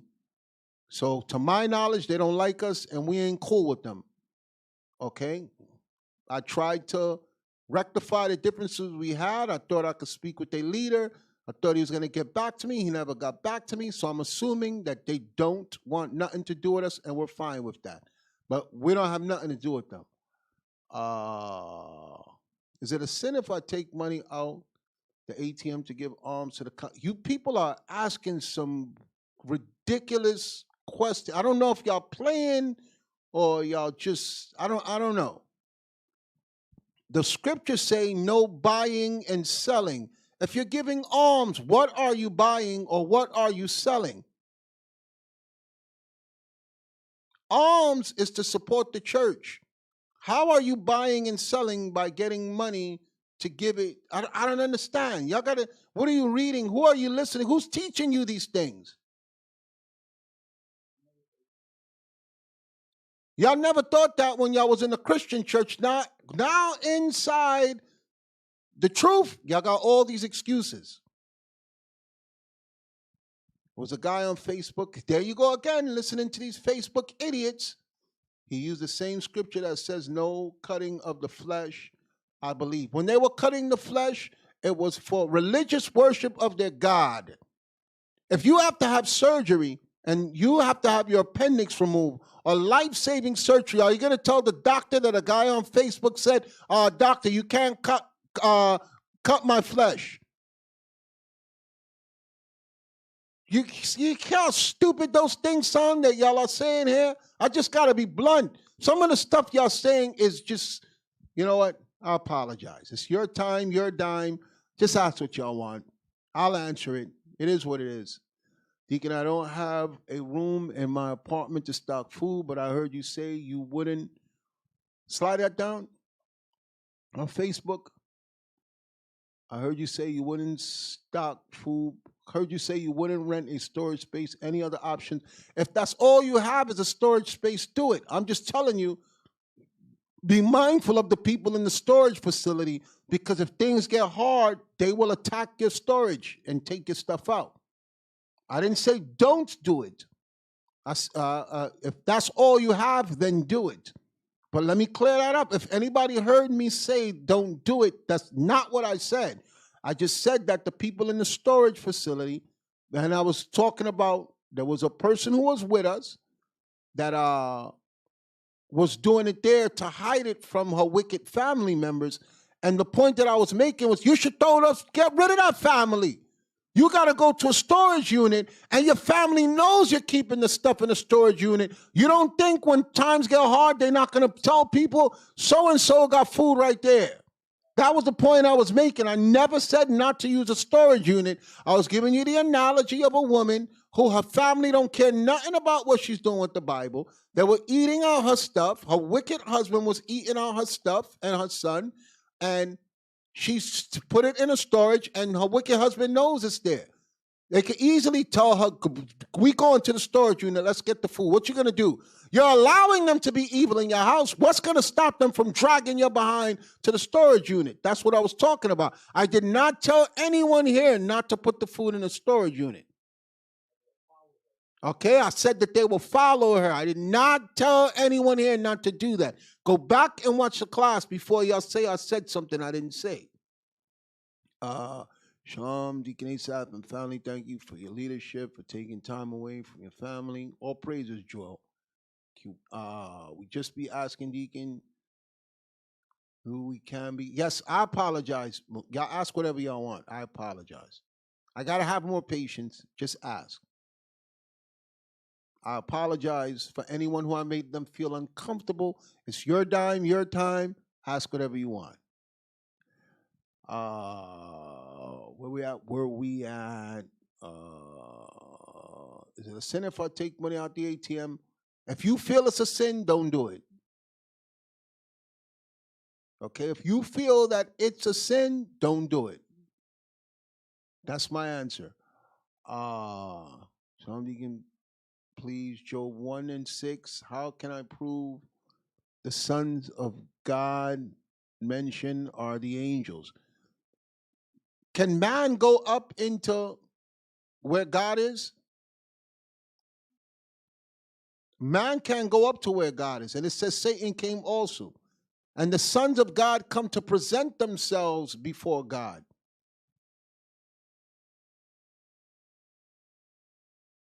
Okay? A man, human being can go up there.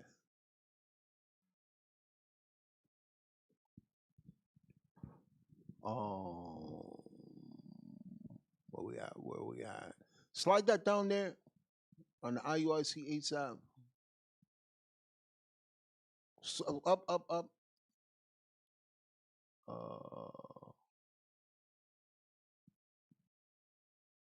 That web address is them pretending to be IUIC. Who's doing that? R.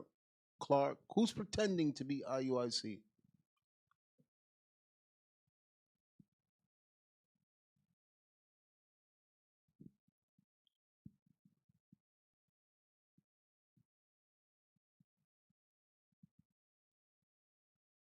What does it mean when the Father said, "For I know what you do not"? I can't remember the scripture. I'm not sure, Zebulon. For I know what you. If anybody can help Zebulon, I'm not familiar with the scripture. I'm not saying there's none. I just can't think of it off the top of my head.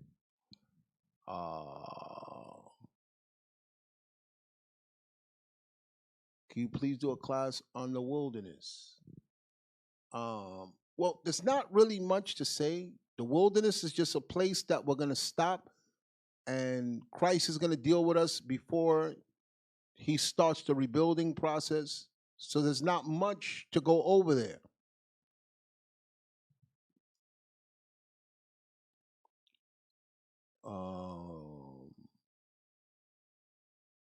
Shalom, Deacon, you are growing in the spirit. May the Lord continue to strengthen you. Yes, I'm learning to have more patience. I'm learning to be more understanding of the people. It's hard, I'm telling you. It's hard. It's hard. Being in New York so long, it's hard. Because in New York, you got to be on your guard. But I'm now exposed to many different walks of lives and spirits, so I have to learn to be more patient. Who are the merchants of the earth in Revelation chapter 18? Merchants are buyers and sellers who deal in big business. Okay? So the big companies that are making money off of Babylon are the merchants. Double honors, Deacon, whether personally cut or blessed, lean on Deacon leadership. The word does heal your soul. All praise is called. All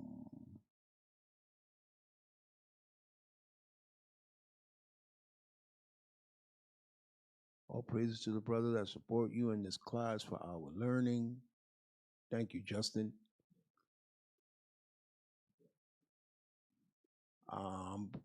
Got room for one more question because these men got to go. I've been staying away from them just in case this, I mean, I don't feel a fever. I don't feel nothing. I don't want nobody to say that I made them sick. So they all been keeping their distance from me because I was in contact with people who were infected that did not take the drink.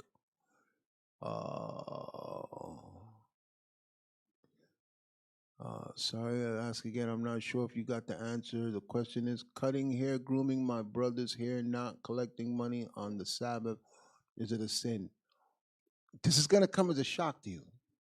But on the Sabbath day, sometimes I got to trim my hair or trim my beard so I don't look like a bum when I come before you guys. Okay? It's a sin when there's exchange of money for business that is unnecessary. Okay? There's times when I'm driving and I realize I don't have no gas. I don't park the car and say I'm going to wait till the sun goes down. I know thousands of people are waiting for me to come here. I got to put gas in my car. God is not going to go, oh, no, nigga. You putting gas in your car? Stay there on the highway till the sun goes down. Right, in this bad neighborhood, park your car on New York streets and wait till that sun goes. Y'all got to think how ridiculous some of the stuff you're saying sounds. And I'm not saying it to be hard. Okay? I don't always have a chance to gas up. Sometimes I'll go home, I take a nap, and when I wake up, the sun is down. I'm like, yo, I'm going to put gas in. But I'm so tired and beat, I sit down for a minute. Okay? The other day, I fell asleep at work, and I woke up like I'm fired. And you know what my boss said? I let you sleep because you don't fall asleep. I used to tease him. I said, you'll never catch me asleep. And for the first time, he caught me. He was like, yo, you was knocked out. I was laughing. He said, you must really be tired. This is a white man. He said, I just left you there. And I was mad at him. I was mad at myself and then him. He's like, yo, don't worry about it. Don't worry about it. I know that that's not how you... He said to me, yo, you human. You're not a machine. He said, you think you're a machine. He said, you always look tired. So I said, he said, if you're asleep, you really tired. And he walked in and out the office, took his stuff. I said, when did this nigga grab his bag? I call him a nigga even though he's white. But he just was like, look, I didn't want to bother you. And I was furious. Deacon, is there an evil spirit over New York? Because I always feel different when I come from CT to do my job. Yes, there is an evil spirit in New York. The nigga was made in New York. Thank you for the excellent class and your time, Deacon. Most High in Christ bless. All praises, sir. It's time for some of y'all to go to bed. I guess y'all pissing off Dion. I worked graveyard for 11 years. That happened to me. I thought I was fired. I've been doing it for 19 years, Monique. 19 years.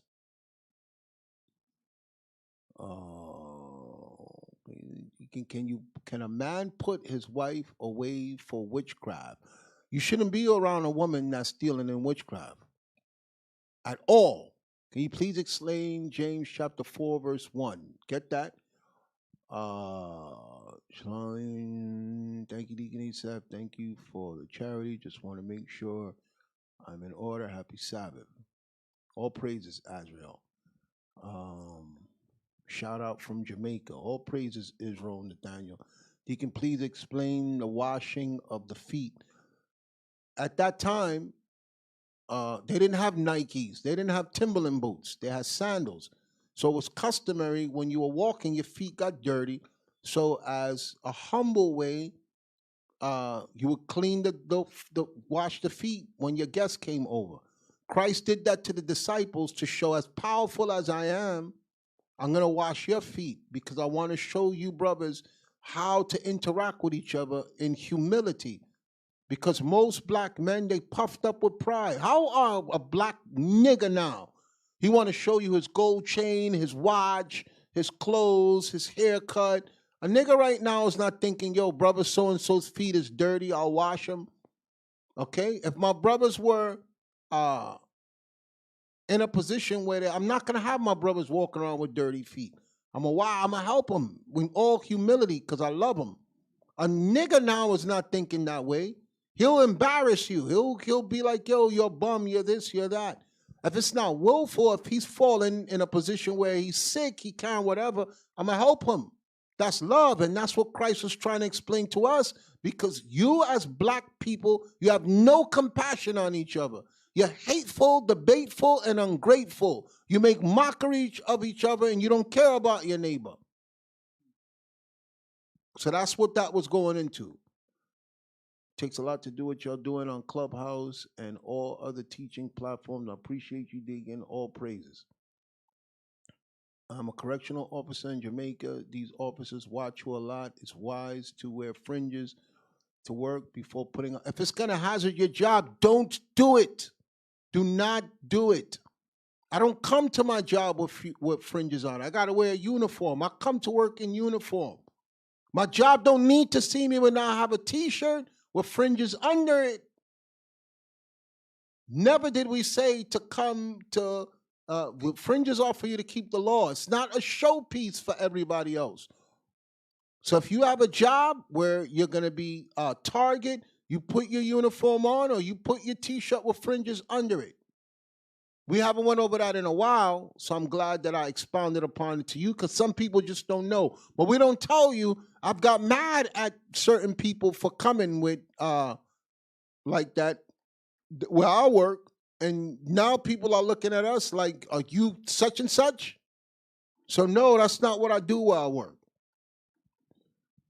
I told you to get a scripture. Did you get it? What is it? Read it. The book of James, chapter 4, verse 1. From whence come wars and fightings among you? Meaning, why are the disputes amongst you? Read on. Come they not hence, even of your lust? Inside of you, you have something you're lusting for that's making you argue with your brother or your sister, your husband, your wife, your mother, your father. It's some lust inside of you that you cannot control that's turning things into an argument. Read on. That war in your members? It's something you're battling with. So eventually it turns to an argument. Okay, so that's what he's saying when he asked the question. Okay.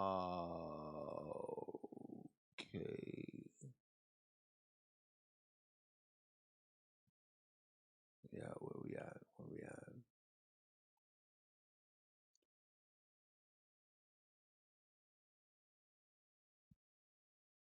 My wife doesn't believe in the truth and say slick stuff here and there. What should I do? Well, first of all, I will want to know why. Make sure it's not you. So I can't tell you here how to deal with her until I know. A question like that, there are more factors to that equation. I need to know why she doesn't believe. I need to know what she believes. I need to know what you're doing in the house and what are you telling her? Because we've had some people come on here and say stuff that I did not say. So I don't know. I can't answer that. But the first thing you need to do is be clear. Why does she not believe and where does she stand and what does she need to make her a believer?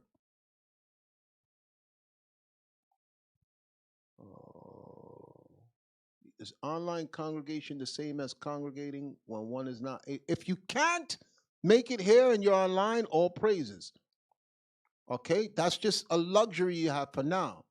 But we need the presence of the brother. You're not going to get the full effect if you're online. Nobody knows you. I've had people online say, I've been watching you for 3 years. I don't know you. I never met you. That's why at Passover, I usually tell people, you'll come up, give me a hug, remind me, let me know. I have people that have been emailing, they're far. But when I see them at Passover, I know them. They send me pictures of their dog, their children, everything that they go through, okay? And they're like, look, I just want to keep you abreast. I'm coming to Passover. I'm going to be wearing this. I'm going to have this. You're going to see. And I know them. But some of you are online and we don't know nothing about you. And then when something goes wrong, y'all mad that nobody knows you. That's bad. That's why it says 3 times in a year, you must appear before the Lord. And a lot of y'all don't do that. But y'all can make it to the Johnson family reunion. You can't have those 3 times that the Bible says you must come before the congregation and you never show up. Shame on you. My 15-year-old son asked me today for your email so he can reach out to you.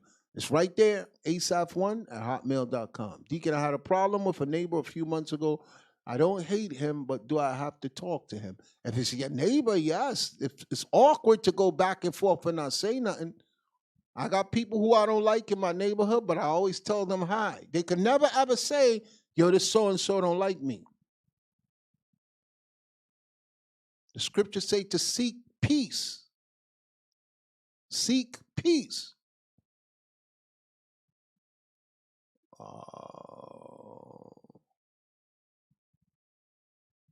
Can you explain? Remember the days of old. The days of old was when we was connected to God. The days now we're not connected to God. So when the Lord says to remember the days of old, there was a time when we had our connection to God. When we knew we were Israelites. When we were coming to the congregation, we were around the priests and we were doing things right. Now y'all don't know. Y'all, I'm African American, I'm American, I'm black, I'm Negro. The days of old, we were Israel. Nobody had to tell me I'm an Israelite from such and such tribe. That's what he wants us to remember. Is it okay to swim on the Sabbath if I own a pool? Hell yes. The Bible says that it's a day of rest. That's a luxury. People see you swimming, okay, that's different from you relaxing and being on the Lord. Okay? That's something the Greeks did. The Greeks did that. It takes energy to swim, to keep yourself afloat. Deacon is one of the 4 winds on. The winds are destruction, and New York City will be destroyed. Blessing and all praise the following lesson, feeling guilty, though single parent, young boy. I'm trying to stay focused, but I'm struggling a little to do live lessons. Being single, I need it. Praises. You're going to have a problem with the fellow Israelite. They believe in the truth, but is rebellious against it. Then they don't believe. Listen to what you said. I have a problem with the fellow Israelite. They believe in the truth, but is very rebellious against it. They don't believe. It's either or. The problem could be you. For what you just typed there, the problem is you. The problem is you, I'm telling you. It's either they don't believe or they don't believe. They claim to hate me. Do I continue loving this person and praying for them? That makes no sense. That makes absolutely no sense. The minute you say that you hate me, the second thing out my mouth is what? Why? And if you can't justify, you may have a good reason for having hatred against me. Because sometimes we do things and we don't consider the other person. But if you can't give me a good, that's why Christ said, let me find it for you real quick. Let me find it for you. Matthew chapter 5, verse 22. The serpent in the garden is the ancient Canaanites. Aaron, you wrote that. This is the third time, and I'm not entertaining you. You have no proof of that. So I saw you when you wrote it. Please don't write it anymore. Nobody believes you. Nobody believes you, and I'm not entertaining that. I saw you when you wrote it the first time. I skipped over it, so please don't type it again. You have no proof of what you're saying. Matthew chapter 5, verse 22. The book of Matthew, chapter 5, verse 22. But I say unto you that whosoever is angry with his brother without a cause. With what? Without a cause. You cannot just be angry at somebody for no reason. Read on. Shall be in danger of the judgment. The Most High gonna judge you. So if someone is telling me I hate you, you got to give me a reason why. Because there may be a legitimate reason you have why you don't like me, but there's nothing I could do about it. That's not my fault. That's not my fault. I'm only human. But the Bible says what? Read it again. But I say unto you that whosoever is angry with his brother without a cause. Meaning I didn't do nothing to you. Because my life conflicts with yours, you're mad at me. Read on. Shall be in danger of the judgment. God is going to judge you because you have to stop and honestly say, did Deacon Asaph really do something to warrant this anger? Or are you in that place of being upset where now you're angry with him and it's not justified? Read on. And whosoever shall say to his brother, Rakah, meaning you dismiss him as he's nothing, as a fool. Read on. Shall be in danger of the council. Read on. But whosoever shall say, thou fool. Because some of you look at each other as you're just fools and you're worthless, you're nothing. Read on. Shall be in danger of hellfire. God is going to burn you up. So you don't have the luxury of just liking nobody and making something. If I say I don't like somebody, I can give you a clear, concise answer and reason why. I'll never say I don't like so-and-so. And when you ask me, I'm like, I don't know. We're not going back and forth on why I said I don't like this. I say a lot of times here people I don't like. Shalom Deacon, Most High in Christ. Blessed is the sin to work Friday night, working graveyard shift, but have the Sabbath off. Again, the Bible says that we're not supposed to work on the Sabbath. Could you be in a community where there's no police officers on the Sabbath day? Sandwich gaming. Could you be in a community where there's no doctors on the Sabbath day? Where there's no corrections officers on the Sabbath day? Do you think that all those people there are thinking the same way you're thinking? Who's going to run the hospital? Who's going to run the police department? Who's going to run the fire department? You think fires don't come on Saturday?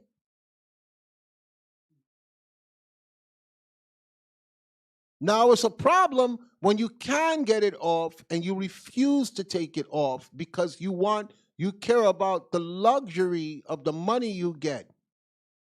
There are things that are beyond our capability here. You're asking me questions as if I could go in the Bible and show you. Think there were soldiers that worked for the nation. When you read in the book of Maccabees, let's get that real quick.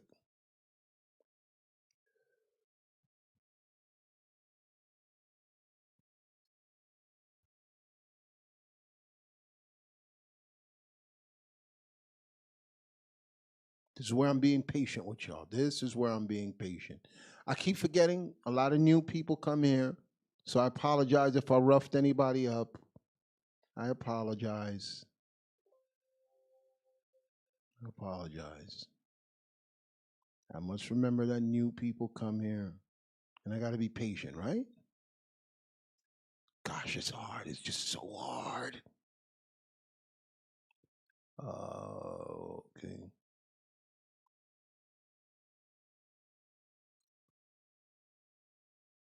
Give me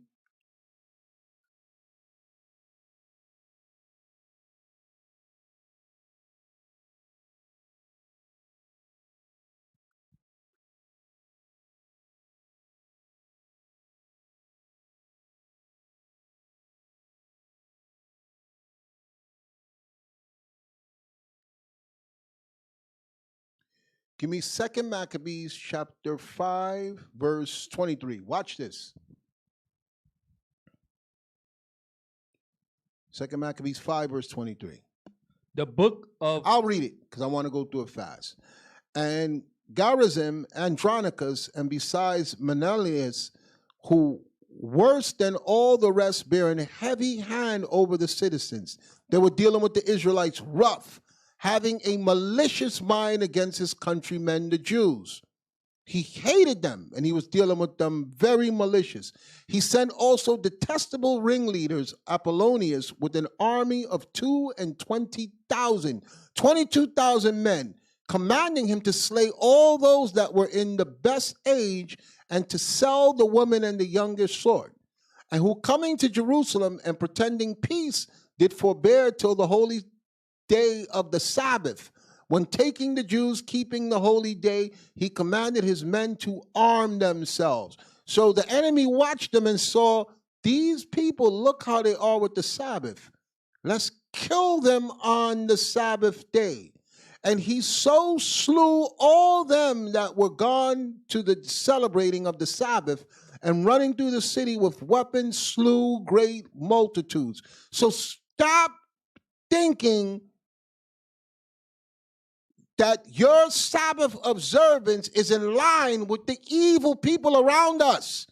There's going to be conditions that have to be changed to preserve yourself. We know what the law says concerning the Sabbath, so stop asking me questions that every answer I give, you're going to say, well, Deacon Asaph said don't this, Deacon Asaph said don't do that. I just told you where the enemy was watching the people on the Sabbath day and taking advantage of them as they tried to keep the law. Watch this.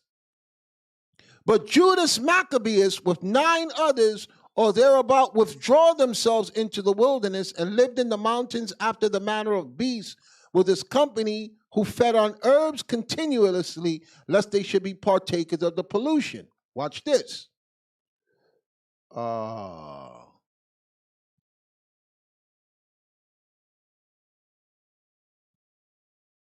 It's 2 parts.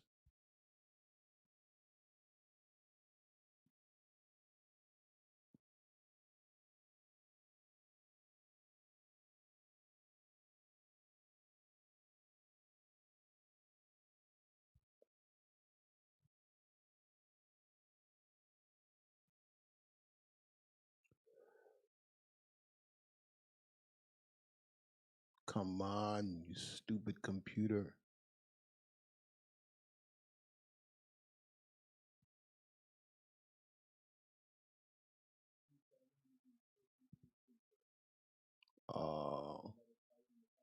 Yes, that's it.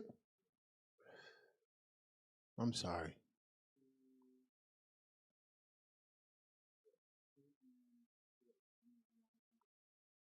I'm going to read it.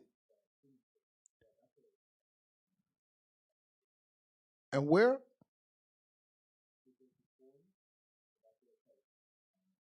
You said 40?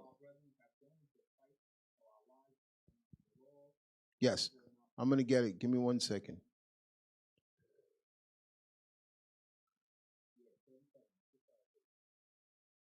So it said, no, 37 not good.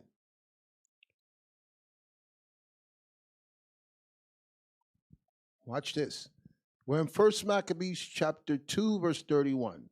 Now, when it was told the king's servant that the host that was at Jerusalem in the city of David, that certain men who had broken the king's commandment were gone down into a secret place into the wilderness, because the Israelites went someplace to keep the laws, because the powers that be was forcing them to break the laws. They pursued after them in a great number. Having overtaken them, they camped against them and made war against them on the Sabbath day. Okay, because they were observing them and they saw these people were so set on keeping the Sabbath, let's go and kill them. And they said unto them, let that which ye have done hitherto suffice, come forth and do according to the commandment of the king, and ye shall live. But they said, we will not come forth, neither will we do the king's commandment to profane the Sabbath day. So then they gave them the battle with speed. Howbeit they answered them not, neither cast they a stone at them, nor stopped the places where they lay hid, but said, let us die in our innocency. Heaven and earth will testify for us that ye have put us to death unwrongfully. So the people just stood still and let them kill them on the Sabbath day. If you guys want to do that, then fine. Because you're turning the Sabbath into the same mindset that these people had here. So they rose up against them in battle on the Sabbath day and slew them with their wives and their children and their cattle to the number. I'm not going to sit back and watch my wife and my child and everything I get owned destroyed because I'm trying to be so righteous. Okay? Verse 39. Now when Mattathias and his friends understood hereof, they mourned for them right sore. And one of them said to another, if we also do as our brethren have done, and fight not for our lives and laws against the heathen, they will now quickly root us out of the earth, meaning they'll wipe us off the planet. At that time, therefore, they decreed, saying, whoever shall come to make battle with us on the Sabbath day, we will fight against them. Neither will we die as our brethren that were murdered in secret places. So I'm showing you, because of their conditions, there were certain things that they had to do for their survival. So stop putting scenarios to me that will destroy your life and expect me to tell you according to the law. No! I just showed you in history where the man, yes, the law says this, but to preserve their life, they had to do that. Don't give me a life and death situation and then tell me to make a decision for you. That's ignorance.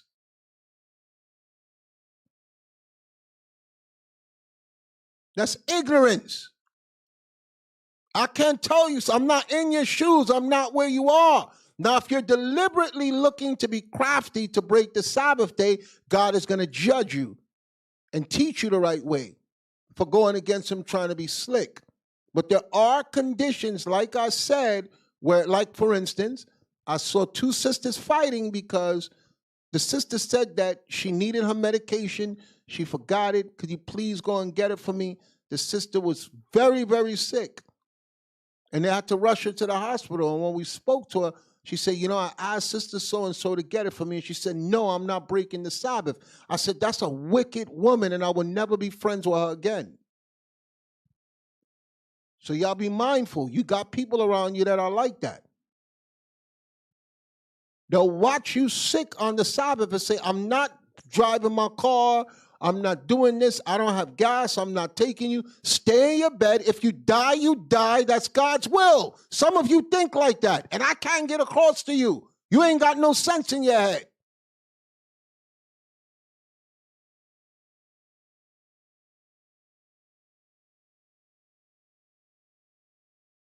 So I hope I answered your questions. Okay? There's certain conditions that exist where you got to make the decision what's best for you. I can't tell y'all what to do because I don't know each scenario of what y'all trying to present. And a lot of times, some people will lie in their questions.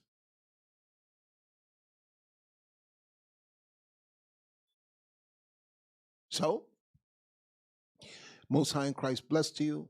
Happy Sabbath and Shalom. Until next week.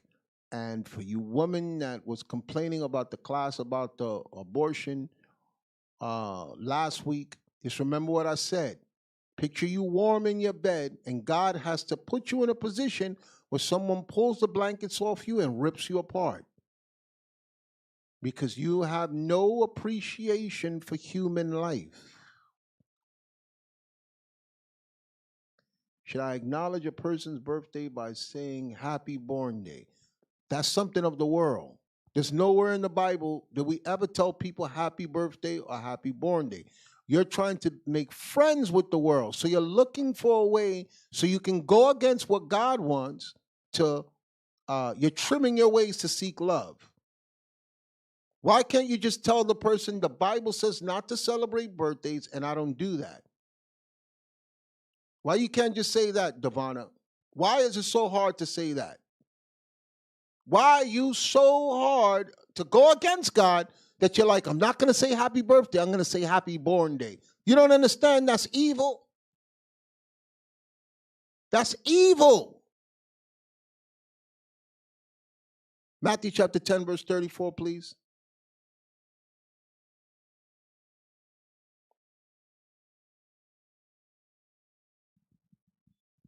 The book of Matthew, chapter 10, verse 34. Think not that I am come to send peace on earth. That's what you're trying to do. You're trying to keep peace with them. And Christ said, don't think I came to send peace on earth. Read on. I came not to send peace, but a sword. The sword is the word of God. And the whole class today was about judgment. And if you love that person, you'll tell them God does not say for us to celebrate our birthday. Not tell them happy born day. You're sending them to their death. And if they don't appreciate you for showing them that, then to hell with them. Happy born day is committing them to the day of death. Because you're leaving them in sin and you're trying to keep peace with them when God is going to judge them. So I just wanted you to look at it that way so you don't say that I'm being harsh on you. So with that, we say shalom. Most High in Christ bless you. Happy Sabbath. Thank you all for coming on. Thank you all for your support. Have a good night.